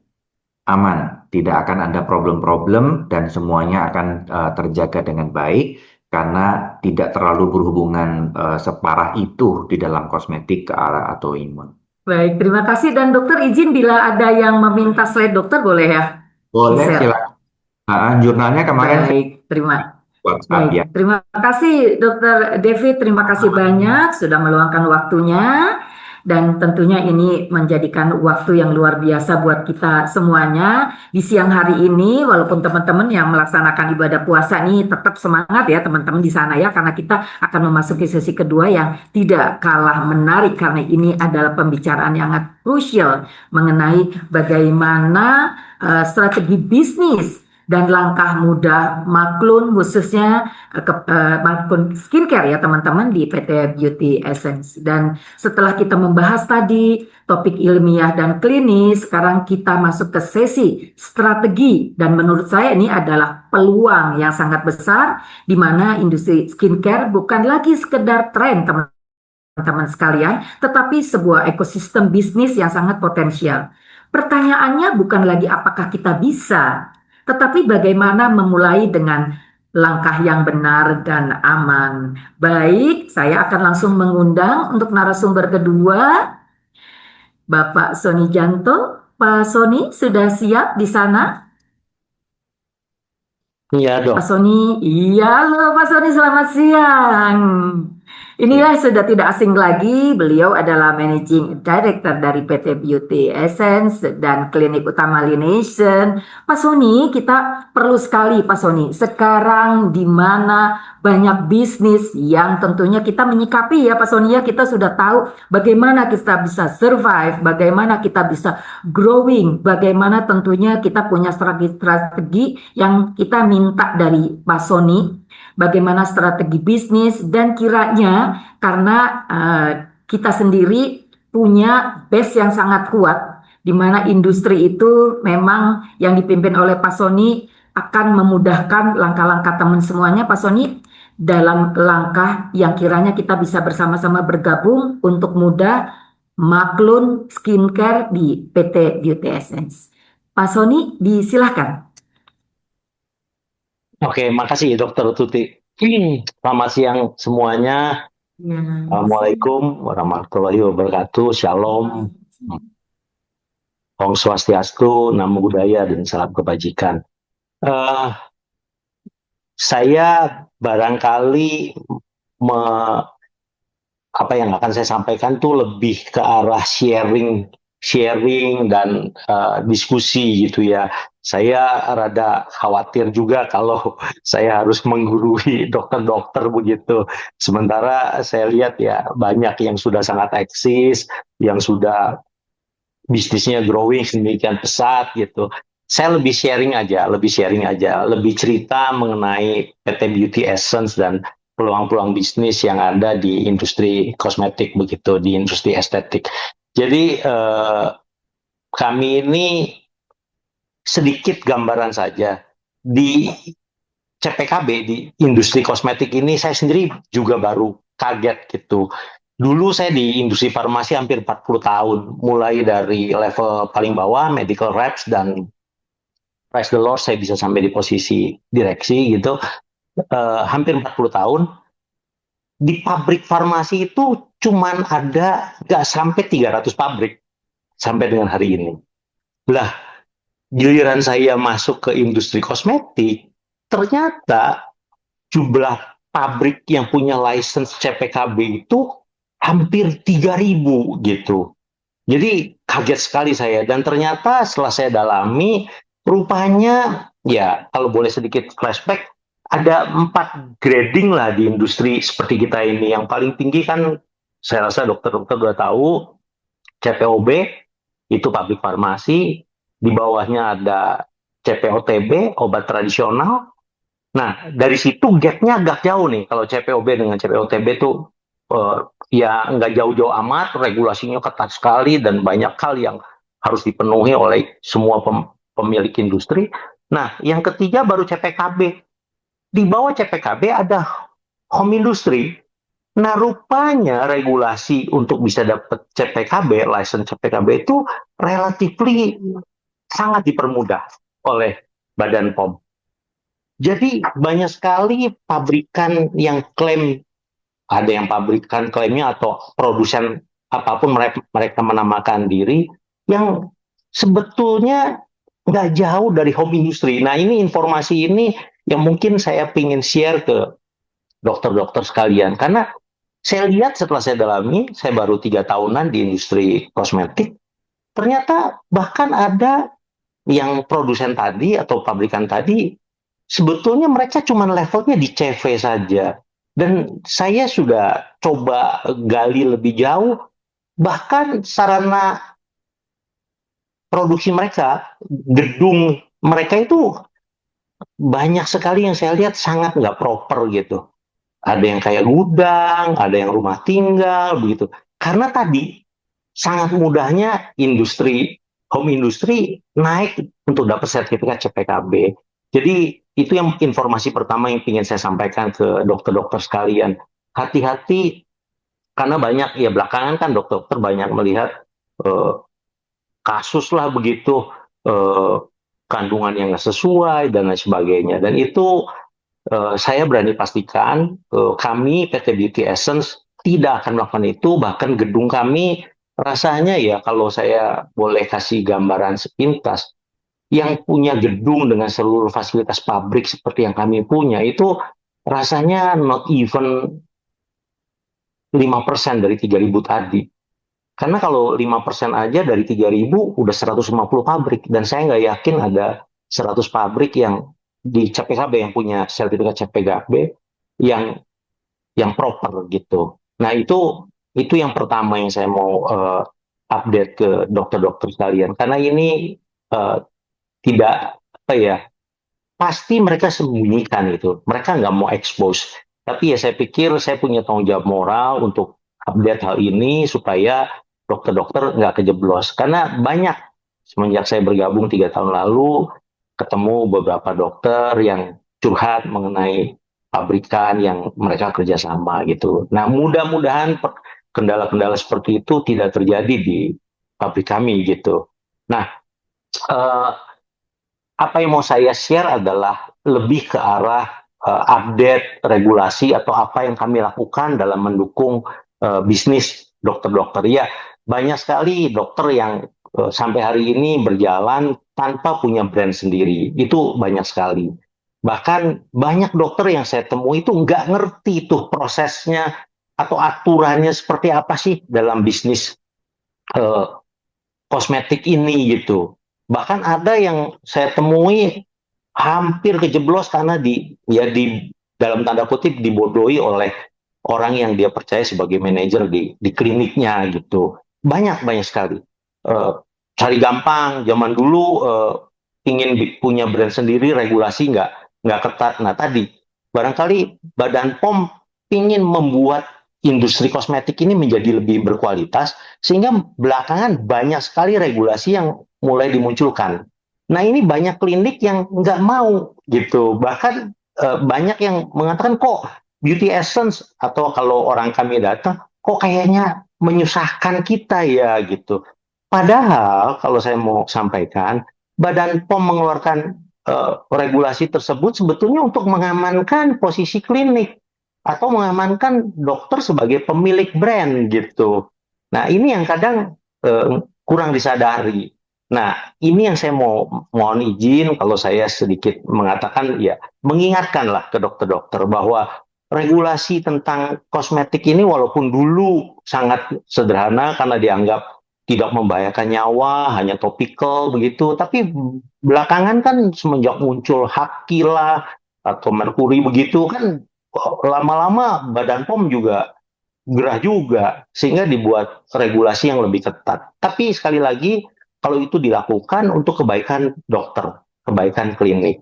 Nah, masalahnya banyak dokter yang awalnya nggak banyak aturan, terus tiba-tiba diminta begini begono, akhirnya nggak mau dan akhirnya dicarikan solusi yang gampangnya begitu, yang pada satu titik sih bisa membahayakan klinik dokter atau dokter sendiri karena brandnya menjadi legal standingnya menjadi nggak bener gitu. Mungkin ada istilah titip merek itu tuh sesuatu yang sebetulnya sangat berbahaya buat dokter. Nah, yang pasti di Beauty Essence saya ya dengan selalu diskusi dengan Dr. David dan saya mendrive anak-anak saya di bawah itu pasti memberikan edukasi, pasti memberikan informasi yang sebaik-baiknya gitu. Sehingga diharapkan nggak ada dokter yang bekerja sama dengan kami yang pada akhirnya nanti kayak dibohongi, kayak dijebloskan ke hal-hal yang bisa membahayakan. Nah, ini yang saya mau ingatkan, jadi kalau dokter-dokter yang belum punya brand sendiri, pakai brand orang, ya kalau menurut saya sayang sekali ya, kenapa nggak pakai brand sendiri. Termasuk kami juga punya beberapa brand. Dengan senang hati kalau berkenan dokter untuk bantu produk kami. Tapi saya pribadi sih menyarankan, mengusulkan untuk bikin brand sendiri sehingga aman untuk masa depan dokter. Saya pernah di farmasi hampir 40 tahun tadi, dan saya duduk di posisi strategis sudah di beberapa perusahaan besar, misalnya di Novel, di Metiska Pharma, bahkan Kalbe Pharma saya pernah. Saya beberapa kali mengalami itu urusan brand ruwetnya setengah mati loh, terkait dengan bahkan dengan internasional. Itu kita bisa disu dan ujung-ujungnya brand yang sudah kita gedein itu hilang begitu saja gitu. Itu karena kita ceroboh dalam urusan menjaga brand kita sejak awal. Jadi proses HKI dan lain sebagainya itu ya kalau boleh saya sarankan diikuti. Itu buat kebaikan kita. Memang ribet tapi jauh lebih aman buat kita ke depannya gitu. Oke, saya coba masuk ke poin-poin yang kami lakukan di PT Beauty Essence. Apa saja yang kita bisa lakukan. Next. Oh, ini cepat saja karena ya ini pabrik kita. Lantas next.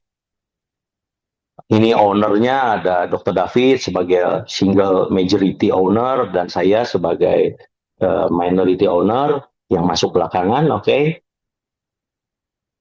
Cepat saja. Nah, ini fasilitas pabrik tadi udah disampaikan, ada mesin-mesin, ruang produksi. Nah, kalau bicara pabrik, satu informasi yang mau saya sampaikan ini penting nih untuk diketahui oleh dokter-dokter tentang keberadaan pabrik kami. Kami salah satu pabrik yang sudah memenuhi standar internasional. Salah satu standar internasional itu adalah sistem pengendalian AHU ya, Air Handling Unit. Itu kalau pabrikan biasanya cuma pakai AC split gitu, yaitu memenuhi syarat untuk CPKB. Tapi kalau bicara internasional standar, maka harus ada HVAC. Nah, kita sudah pakai sistem HVAC, heating, ventilation, air conditioning. Dalam artian alat yang kita pasang ini, sirkulasi udara yang kita buat di pabrik kita itu betul-betul ngatur sampai partikel udara, kelembaban gitu, suhu. Kalau AC kan cuma ngatur suhu, kelembaban ya tidak spesifik, sekedar ala kadarnya, apalagi partikel udara, mereka nggak kontrol sama sekali. Di pabrik kita punya alat HVAC, jadi udah internasional standar. Karena ya mimpi kami pada satu saat nanti, pada saat kita sudah mulai dikenal, ya sudah lebih dikenal dari sekarang, bisa berharap pabrikan dari luar yang ingin maklum bisa maklum di tempat kami karena kami sudah memenuhi persyaratan itu gitu. Oke, lanjut. Nah, ini fasilitas ruangan, ada meeting room, customer service. Lanjut. Nah, ini saya mau kasih gambaran mengenai flowchart produk skincare di tempat kami gitu ya. Ini cepatnya saja, nanti rinciannya agak ke belakang. Jadi kalau di kita nih ada istilah usulan dan riset pasar. Ini yang pertama nih. Nah, bicara usulan ini bisa datang dari tim marketing kami, bisa dari business development atau dari customer. Jadi customer ingin punya produk tertentu gitu. Nah, itu biasanya awal mula benang merah dari bisnis kita. Nah, biasanya ini yang kami lakukan, yang saya tidak tahu di tempat lain atau tidak, biasanya pada saat ada usulan, baik dari marketing atau business development, atau dari customer, biasanya kami di internal melakukan riset pasar. Artinya, produk ini seperti apa sih demand-nya saat ini, potensial nggak, dan sebagainya. Jadi, ada kalanya kami kasih feedback, misalnya produknya nggak terlalu banyak pun, permintaannya dan sebagainya, itu tanggung jawab moral kami lah, termasuk terhadap customer. Nah, kalau sudah muncul tahapan pertama tadi, tentu kita bergerak ke pengembangan ide dan formulasi. Ini domainnya produk eksekutif dan R&D kalau di tempat kami. Setelah itu baru ada istilah, ada pengujian laboratorium, pengujian klinis. Nah, berkembang tentu ke kemasannya bagaimana dan produksi seperti apa lanjutannya. Tentu setelah produksi kita melakukan pengujian dan validasi, and then tahapan berikutnya adalah peluncuran produk. Ini biasanya tergantung nih, kalau ethical ya tentu tim marketing, kalau digital marketing ya kita punya tim digital marketing juga. Nah, selesai itu semua tentu nggak berhenti, kita selalu melakukan monitoring dan evaluasi. Ya, kalau ini terjadi kalau untuk in-house produk ya, kalau produk punya customer ya paling kita bisa amati dari feedback atau permintaan yang seperti apa dari customer, itu kita bisa melihatlah kira-kira produknya seperti apa gitu. Yuk lanjut.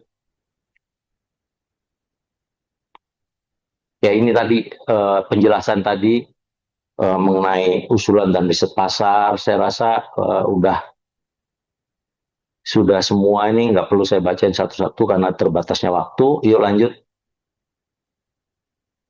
Ya, formulasi, pengujian lab, itu tahapan yang tadi sih. Ini penjabarannya. Oke. Ada pengembangan kemasan. Oke. Masih lanjut aja. Ini penjabaran yang tadi. Ya, lanjut. Oke. Nah, itu overview dari proses bagaimana sebuah produk muncul mulai dari ide sampai dengan jadi, kira-kira tahapannya itu. Nah, ini informasi yang kedua yang ingin saya sampaikan ke dokter-dokter atau pebisnis klinik. Ada hal-hal yang kadang tidak tersampaikan dengan baik oleh tim marketing kami atau tim marketing perusahaan lain, yang kadang diabaikan, tidak diperhatikan, padahal hal-hal ini yang perlu diketahui gitu. Jangan sampai dokter-dokter tuh nggak paham tentang hal ini. Ada, maaf nih, bisa terjadi, sering terjadi, saya dengar ada bukan farmasi ya, ya pabrikan lain lah, produsen lain yang memberikan angin surga, seolah-olah gampang, cepat gitu. Padahal nggak bisa.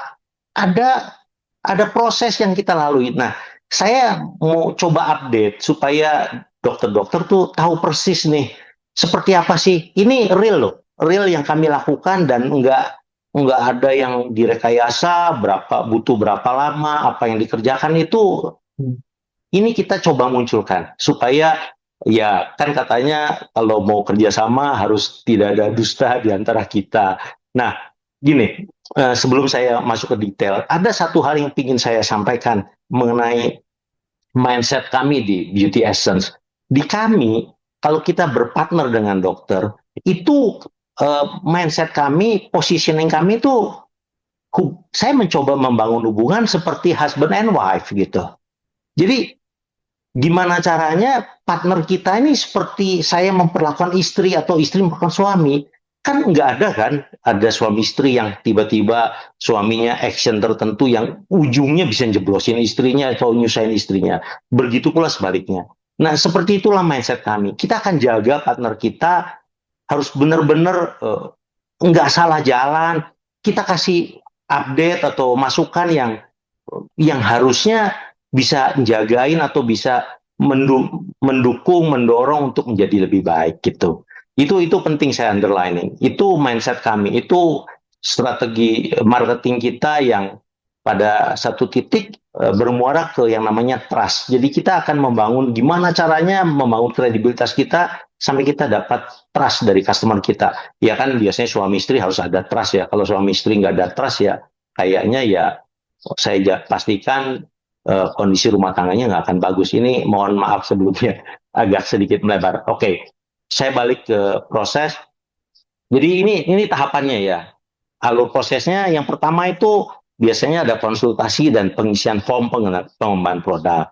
Nah, ini marketing biasanya mengisi form pengembangan produk mulai dari merek, logo, nama produk, klaim yang diinginkan customer, formulasi, bahan aktif, desain kemasan.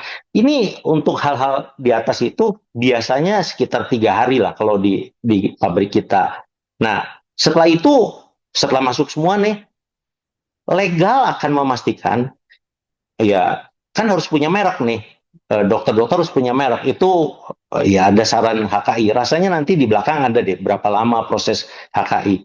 Nah, setelah masuk semua, legal akan memastikan penelusuran nama dan desain logo ke DJKI secara online. Itu biasanya ya sebentaran lah, 1 hari kerja aja. Nah, ini yang lama nih. Ini dokter-dokter harus tahu.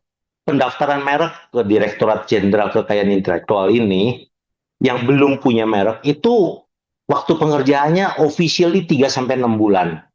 Dengan biaya kalau dikerjakan di kami 2,5 juta. Monggo mau dikerjakan sendiri juga monggo. Tapi biasanya dokter-dokter nggak mau repot menyerahkan ke kami. Nah, untuk poin ini saya mau underline nih supaya jangan salah nanti di belakang jadi masalah. Jadi gini, aturan di DJKI itu mereka bisa mengeluarkan sertifikat, ya kan, dengan pengembangan IT, teknologi. Sekarang ini kan dulu manual. Sekarang begitu kita klik nama, oh nama ini udah ada yang punya. Kita klik logo, oh, logo ini udah ada yang punya. Jadi harusnya miss-nya sedikit. Makanya dalam 3 sampai 6 bulan tuh sertifikat dari brand kita biasanya keluar. Nah, tapi ada aturan yang tertulis bahwa mereka akan menunggu sampai 2 tahun. Ada atau ada tuntutan atau ada klaim kah dari perusahaan lain gitu. Nah, kalau ternyata dalam 2 tahun ada tuntutan, rupanya entah human error, entah teknologinya yang salah, karena ternyata atau biasanya yang sering terjadi itu rupanya udah ada di internasional tuh brandnya. Sementara DJKI kita belum link banget gitu. Tiba-tiba ada tuntutan dalam 2 tahun dan ternyata kita kalah gitu, di drop oleh DJKI. Nah, itu ya mohon izin, bukan salah notaris yang ngurusin, bukan salah kami yang mencoba membantu gitu. Itu bisa terjadi. Jadi please, rentang waktu yang paling aman tuh benar-benar aman setelah 2 tahun. Jadi 3-6 bulan sertifikat keluar, tapi amannya 2 tahun. Itu yang mau saya info. Oke, lanjut.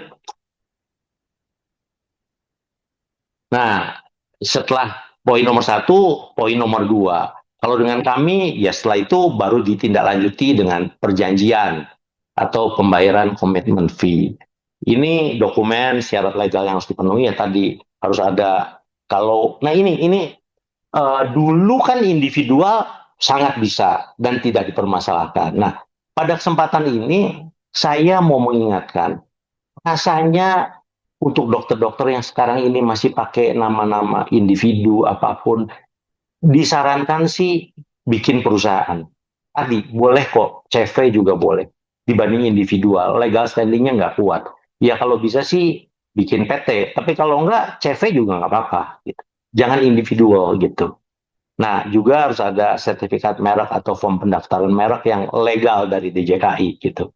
Nah setelah itu terpenuhi, maka kita akan bikin watermarking perjanjian. Nah ini watermarking ini mohon maaf, ini kewajiban yang ditentukan oleh Badan POM, bukan oleh kami. Sekali lagi untuk memprotek, melindungi dokter-dokter. Kalau nggak ada kerjasama yang di watermarking di notaris, itu legal standingnya menjadi nggak kuat. Nah di kita, karena kita harus bayar notaris, ya kita kenakan biaya 500.000. Ini sebetulnya ya hanya nominal yang kita bayar ke notaris. Jadi boleh dibilang kita nggak ngambil untung gitu. Tapi ini persyaratan harus ada. Karena kalau sekarang masukin tanpa ada watermarking perjanjian kerjasama antara pabrik dengan klinik atau dengan siapapun gitu, maka itu nggak akan lolos gitu. Nah di kita setiap produk kalau mau notifikasi kita hanya pungut biaya 800.000 per produk. Tapi per produk tuh dengan kemasan yang berbeda nggak ada masalah ya. Yang penting satu produk kemasannya 5 macam kah, 3 macam kah, 10 mili, 20 mili, 15 mili atau 100 mili, 60 mili itu monggo. Tapi satu brand ya dianggap satu produk dengan kemasan yang berbeda itu kita kenakan charge 800.000 kalau di internal kita gitu. Lanjut. Nah, biasanya kita butuh sekitar 1-5 hari kerja. Kalau produknya persis sama dengan yang kita punya, tentu nggak perlu ada waktu lagi. Itu bisa langsung berjalan. Ini ceritanya kalau mau pakai brand sendiri ya. Kalau pakai brand kami ya nggak ada proses-proses ini, nggak ada, kita lupakan, nggak diperlukan gitu. Nah, kalau formulanya berbeda dari produk yang kami punya, maka ada proses 14-28 hari kerja. Karena kita harus membuat formula, bikin sampel, bahkan semacam trial gitu. Ya itu tolong dipahami. Jadi kalau ada dokter yang pingin produk di tempat kami, nah itu ada proses awal tuh, ada formulasi maupun bikin sampel tuh kira-kira 14-28 hari kerja. Ya mudah-mudahan makin cepat makin baik ya buat kami pebisnis, makin cepat kan makin cepat dapat duit gitu. Jadi nggak mungkin dilama-lamain lah. ada tahapan berikutnya. Ini perlu dokter-dokter ketahui. Ada tahapan yang namanya uji stabilitas produk. Dan ini aturan Badan POM, bukan aturan kita. Menguji pH-nya, viskositas, parameter lainnya, stabilitas, apapun yang terkait dengan produk tadi, ya butuh 3 bulan. Kecuali yang sekali lagi, yang mau diproduksi itu walaupun brand berbeda, tapi komposisi dan lain sebagainya sama persis dengan produk yang kami sudah biasa jual, kami sudah punya. Tentu itu nggak perlu lagi nih, nggak ada cerita 3 bulan. Tapi kalau dokter-dokter pingin produk yang berbeda, ada tambahan ingredients atau pengurangan ingredients atau perubahan parfum saja, itu bisa berbeda. Nah, mengenai parfum tadi Dr. David sudah explain bahwa parfum yang kita pakai yang sudah ada sertifikat IFRA gitu. Jadi sudah aman, karena banyak parfum yang dalam tanda kutip tuh sebenarnya tidak aman, yang bisa membuat iritasi dan lain sebagainya. Oke, lanjut. Nah, setelah proses 1, 2, 3, 4 tadi terpenuhi, maka yang proses berikutnya kita harus melakukan pendaftaran untuk legalitas produk. Nah, ini juga aturan Badan POM nih, bahwa pertama itu pendaftaran merek dulu. Kalau benar-benar baru, beda halnya kalau klinik A udah punya produk 3 macam, lantas mengembangkan yang keempat. Nah, itu brandnya kan udah ada di POM, itu nggak perlu 14 hari. Tapi kalau ada klinik yang benar-benar baru, ingin mendaftarkan brand baru, ini ada proses 14 hari kerja itu hanya untuk pendaftaran merek produk. Gitu. Baru 14 hari kerja lagi pendaftaran nomor izin edar gitu. Jadi beda ya. Ada merek 14 hari, ada proses izin edar 14 hari. Nah, ini kan angka 14 hari kerja ini kan kami dapat dari Badan POM. Nah, ini ngomong apa adanya ya. Dalam banyak kesempatan, apalagi kalau udah musim liburan gitu, ini puasa, ya udah, mohon maaf, ya kita pasrah aja gitu, nggak bisa protes kalau mereka belum bisa keluarkan. Tapi ini regulasinya gitu. Nah, kalau udah beres itu semua, begitu udah beres, proses produksi di pabrik, itu cukup kasih 3 hari sampai 7 hari kerja, saya pastikan finish good-nya udah ada gitu. Nah, ini yang kadang dokter-dokter suka nggak sabar, suka menganggap barangkali ini kayaknya beauty essence nih, main-main nih, nggak niat nih. Enggak, sama sekali enggak seperti itu. We are very serious company. Kita monitor banget. Setiap minggu pasti ada review, saya pasti undang semua head division di pabrik untuk review update mereka ke saya gitu. Itu setiap minggu. Kecuali ada halangan ya baru kita postpone gitu. Tapi kalau enggak, setiap minggu kita duduk bareng gitu. Saya minta mereka menyampaikan apa yang sudah dikerjakan, kalau ada kendala dan lain sebagainya gitu. Oke, lanjut. Ada lagi apa ya? Oh, ini sudah di ujung. Ini brand kami yang sudah ada. Kita punya 3 brand. Ada 4 sebetulnya. Yang satu kan Lination. Tentu itu eksklusif dipakai oleh klinik yang Dr. David praktek. Nah, yang 3 yang kita jual keluar ya ada Nutriderma. Ini middle class. Lantas ada TGF. Ini brand premium kami. Dan awal tahun ini kita akan launching Elegis, ya middle low produk kita, tapi ini dijualnya ke e-commerce. Tapi kalau ada dokter-dokter yang kepingin punya set basic skincare, masing-masing kita ada set untuk jerawat sama untuk kulit umum normal ya, kering gitu normal. Kita punya untuk yang Radiance punya 2 set masing-masing 5 item produk. Itu dengan harga jual yang relatif murah, sudah jual termasuk PPN under 200, di bawah 200.000. Kalau ada yang tertarik boleh rebrand dengan brand masing-masing, monggo. Nah, kalau Nutriderma kan middle, TGF premiumnya, itu ya monggo. Ya, selama ini pada kesempatan ini juga saya ingin berterima kasih banyak dokter yang sudah berkenan pakai Nutriderma kami, TGF kami. Ada yang rebrand, ada yang tetap pakai produk kami, terima kasih banyak gitu ya. Mudah-mudahan kita bisa bekerja sama terus, dan kami juga Dr. David punya komitmen untuk mengembangkan produk-produk terus. Mudah-mudahan range produk kita menjadi lebih baik.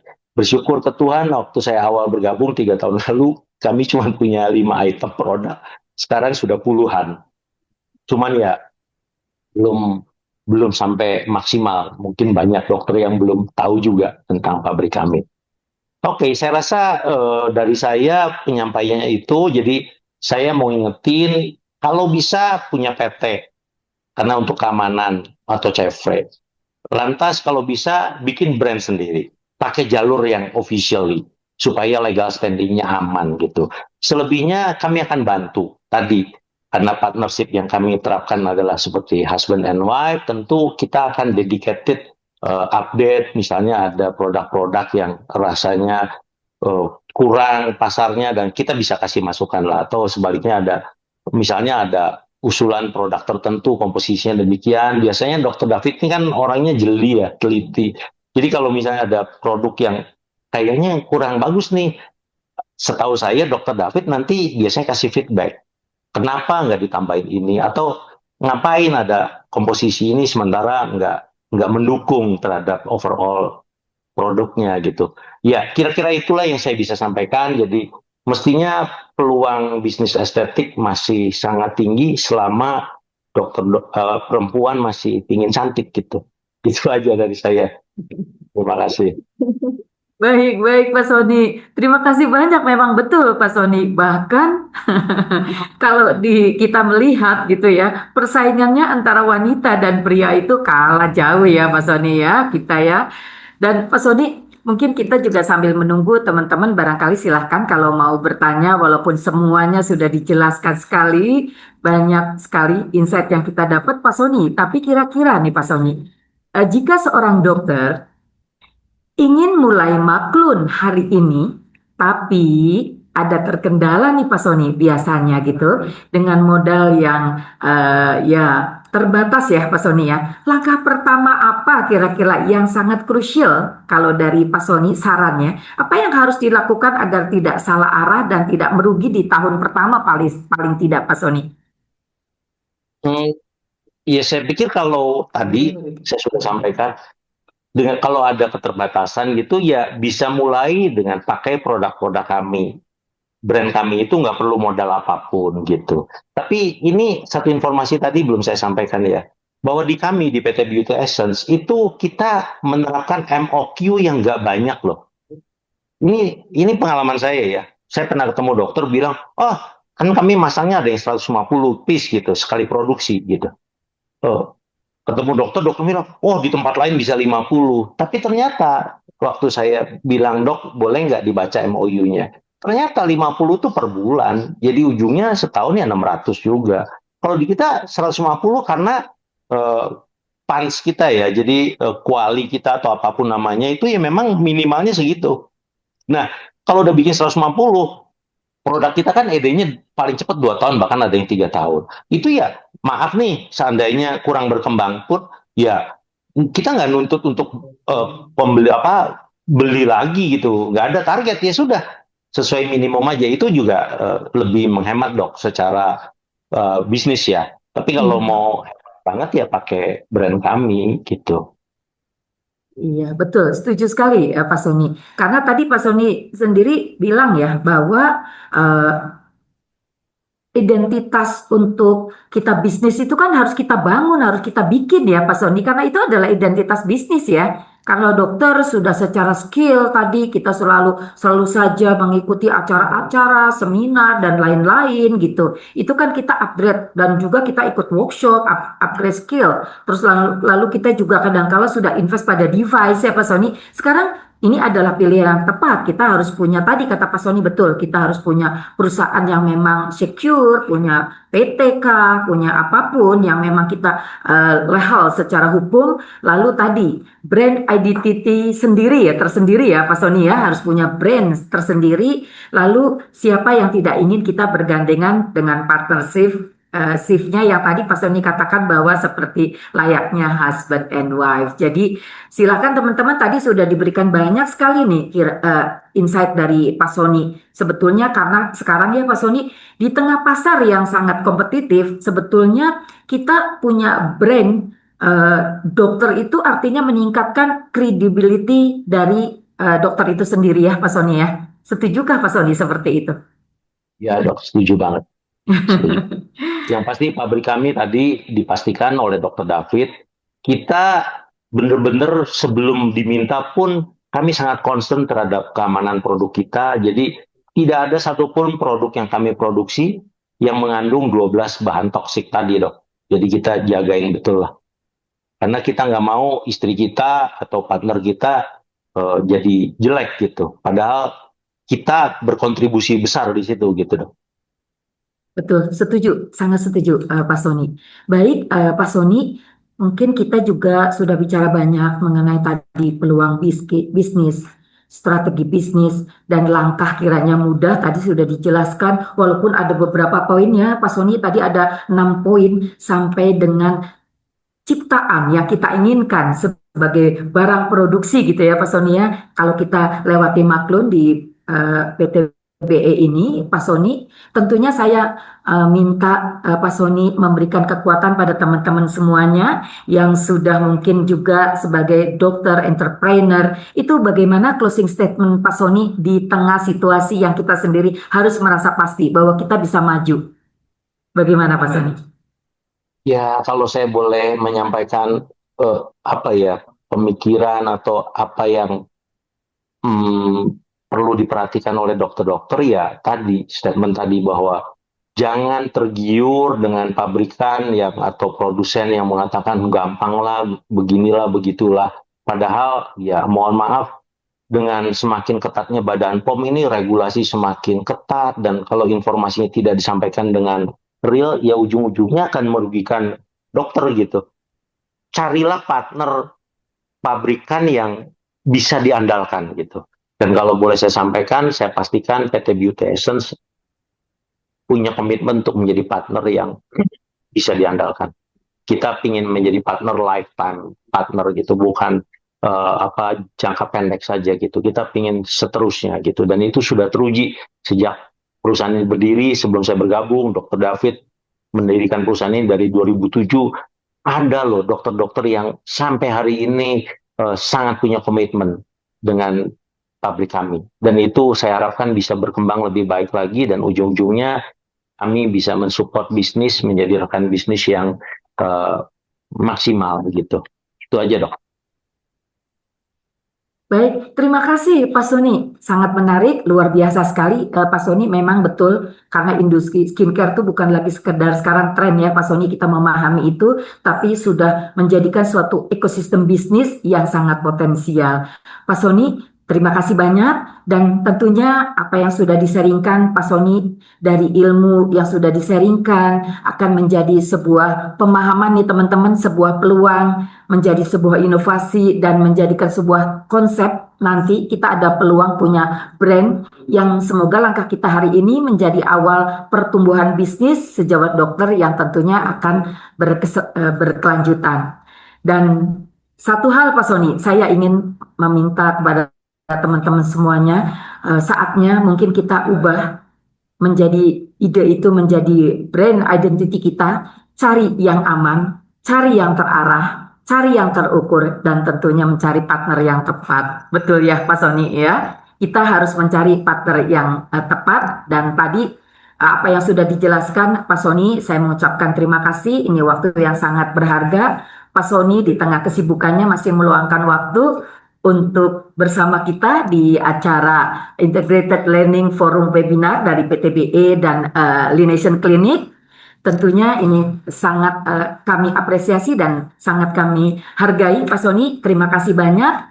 Saya akan tentunya akan tutup teman-teman di 2 sesi. Sesi yang pertama kita sudah belajar banyak teman-teman semuanya terhadap ilmu medis dan dunia bisnis. Di sesi yang kedua bukan dua hal yang terpisah nih teman-teman, antara ilmu yang kita miliki dan ilmu bisnis yang akan mengembangkan potensi kita dan tentunya harkat martabat kita ya sebagai seorang dokter.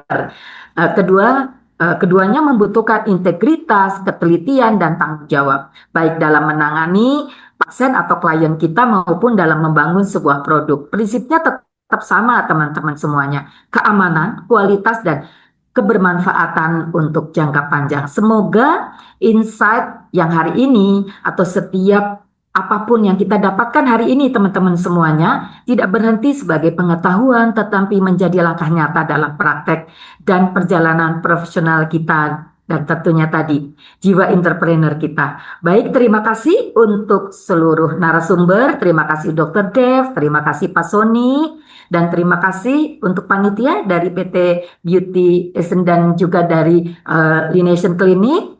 Terima kasih juga yang sudah hadir sampai dengan acara kita berakhir. Dan saya sebagai moderator menyerahkan kembali kepada MC. Terima kasih, silakan Mas Luki. Baik, luar biasa sekali. Terima kasih banyak pada Dr. Tuti Rohayati khususnya yang telah memandu jalannya diskusi sesi tanya jawab tadi dengan sangat tajam. Bapak dan Ibu dokter sekalian, kita telah sampai di penghujung acara Integrated Learning Forum hari ini. Kita telah sampai belajar banyak dari Dr. David Afandi Jayawartono mengenai pentingnya precision medicine untuk pasien autoimun, serta strategi langkah mudah membangun brand skincare sendiri dari Bapak Sony Canto. Mandi, sholat. Lu udah? Satu hal yang bisa kita bawa pulang hari ini adalah Botol minum, di tengah pasar yang jenuh, kejujuran data klinis dan personalisasi produk adalah kunci utama untuk membangun trust atau kepercayaan jangka panjang dengan pasien kita. Baik para Bapak Ibu dokter sekalian, yang terhormat, kami beritahukan bahwa jika Bapak dan Ibu tertarik untuk berdiskusi lebih lanjut mengenai layanan di Klinik Utama Lination atau ingin mulai merancang produk Maklun bersama PT Beauty Essence, silakan menghubungi kami melalui kontak yang tertera di kolom chat komentar. Lalu kami juga memiliki website yang bisa dikunjungi, yaitu untuk website Beauty Essence di www.beautyessence.co.id dan untuk Klinik Utama Lination di www.lination.co.id. Kami juga mengingatkan untuk para hadirin mengisi link G-form absen atau feedback yang akan dibagikan di kolom chat untuk keperluan pendataan kami, terutama bagi yang belum bergabung atau baru mendaftar. Baik, saya Lugi Ahmad Argiano, mewakili seluruh manajemen dari PT Beauty Essence dan Klinik Utama Lination, mengucapkan terima kasih banyak yang sebesar-besarnya atas antusiasme dan kehadiran dari Bapak Ibu dokter di hari Jumat yang berkah ini. Sebelum kami tutup, kita akan berfoto bersama.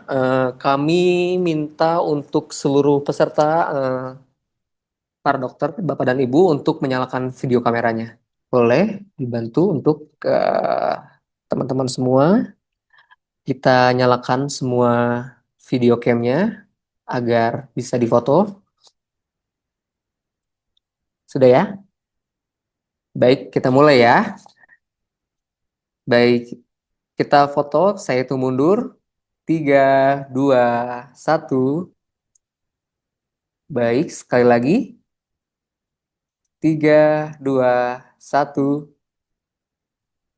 Baik, terima kasih sekali lagi atas kerjasamanya. Mohon maaf apabila ada kata atau kendala teknis yang kurang berkenan selama acara berlangsung.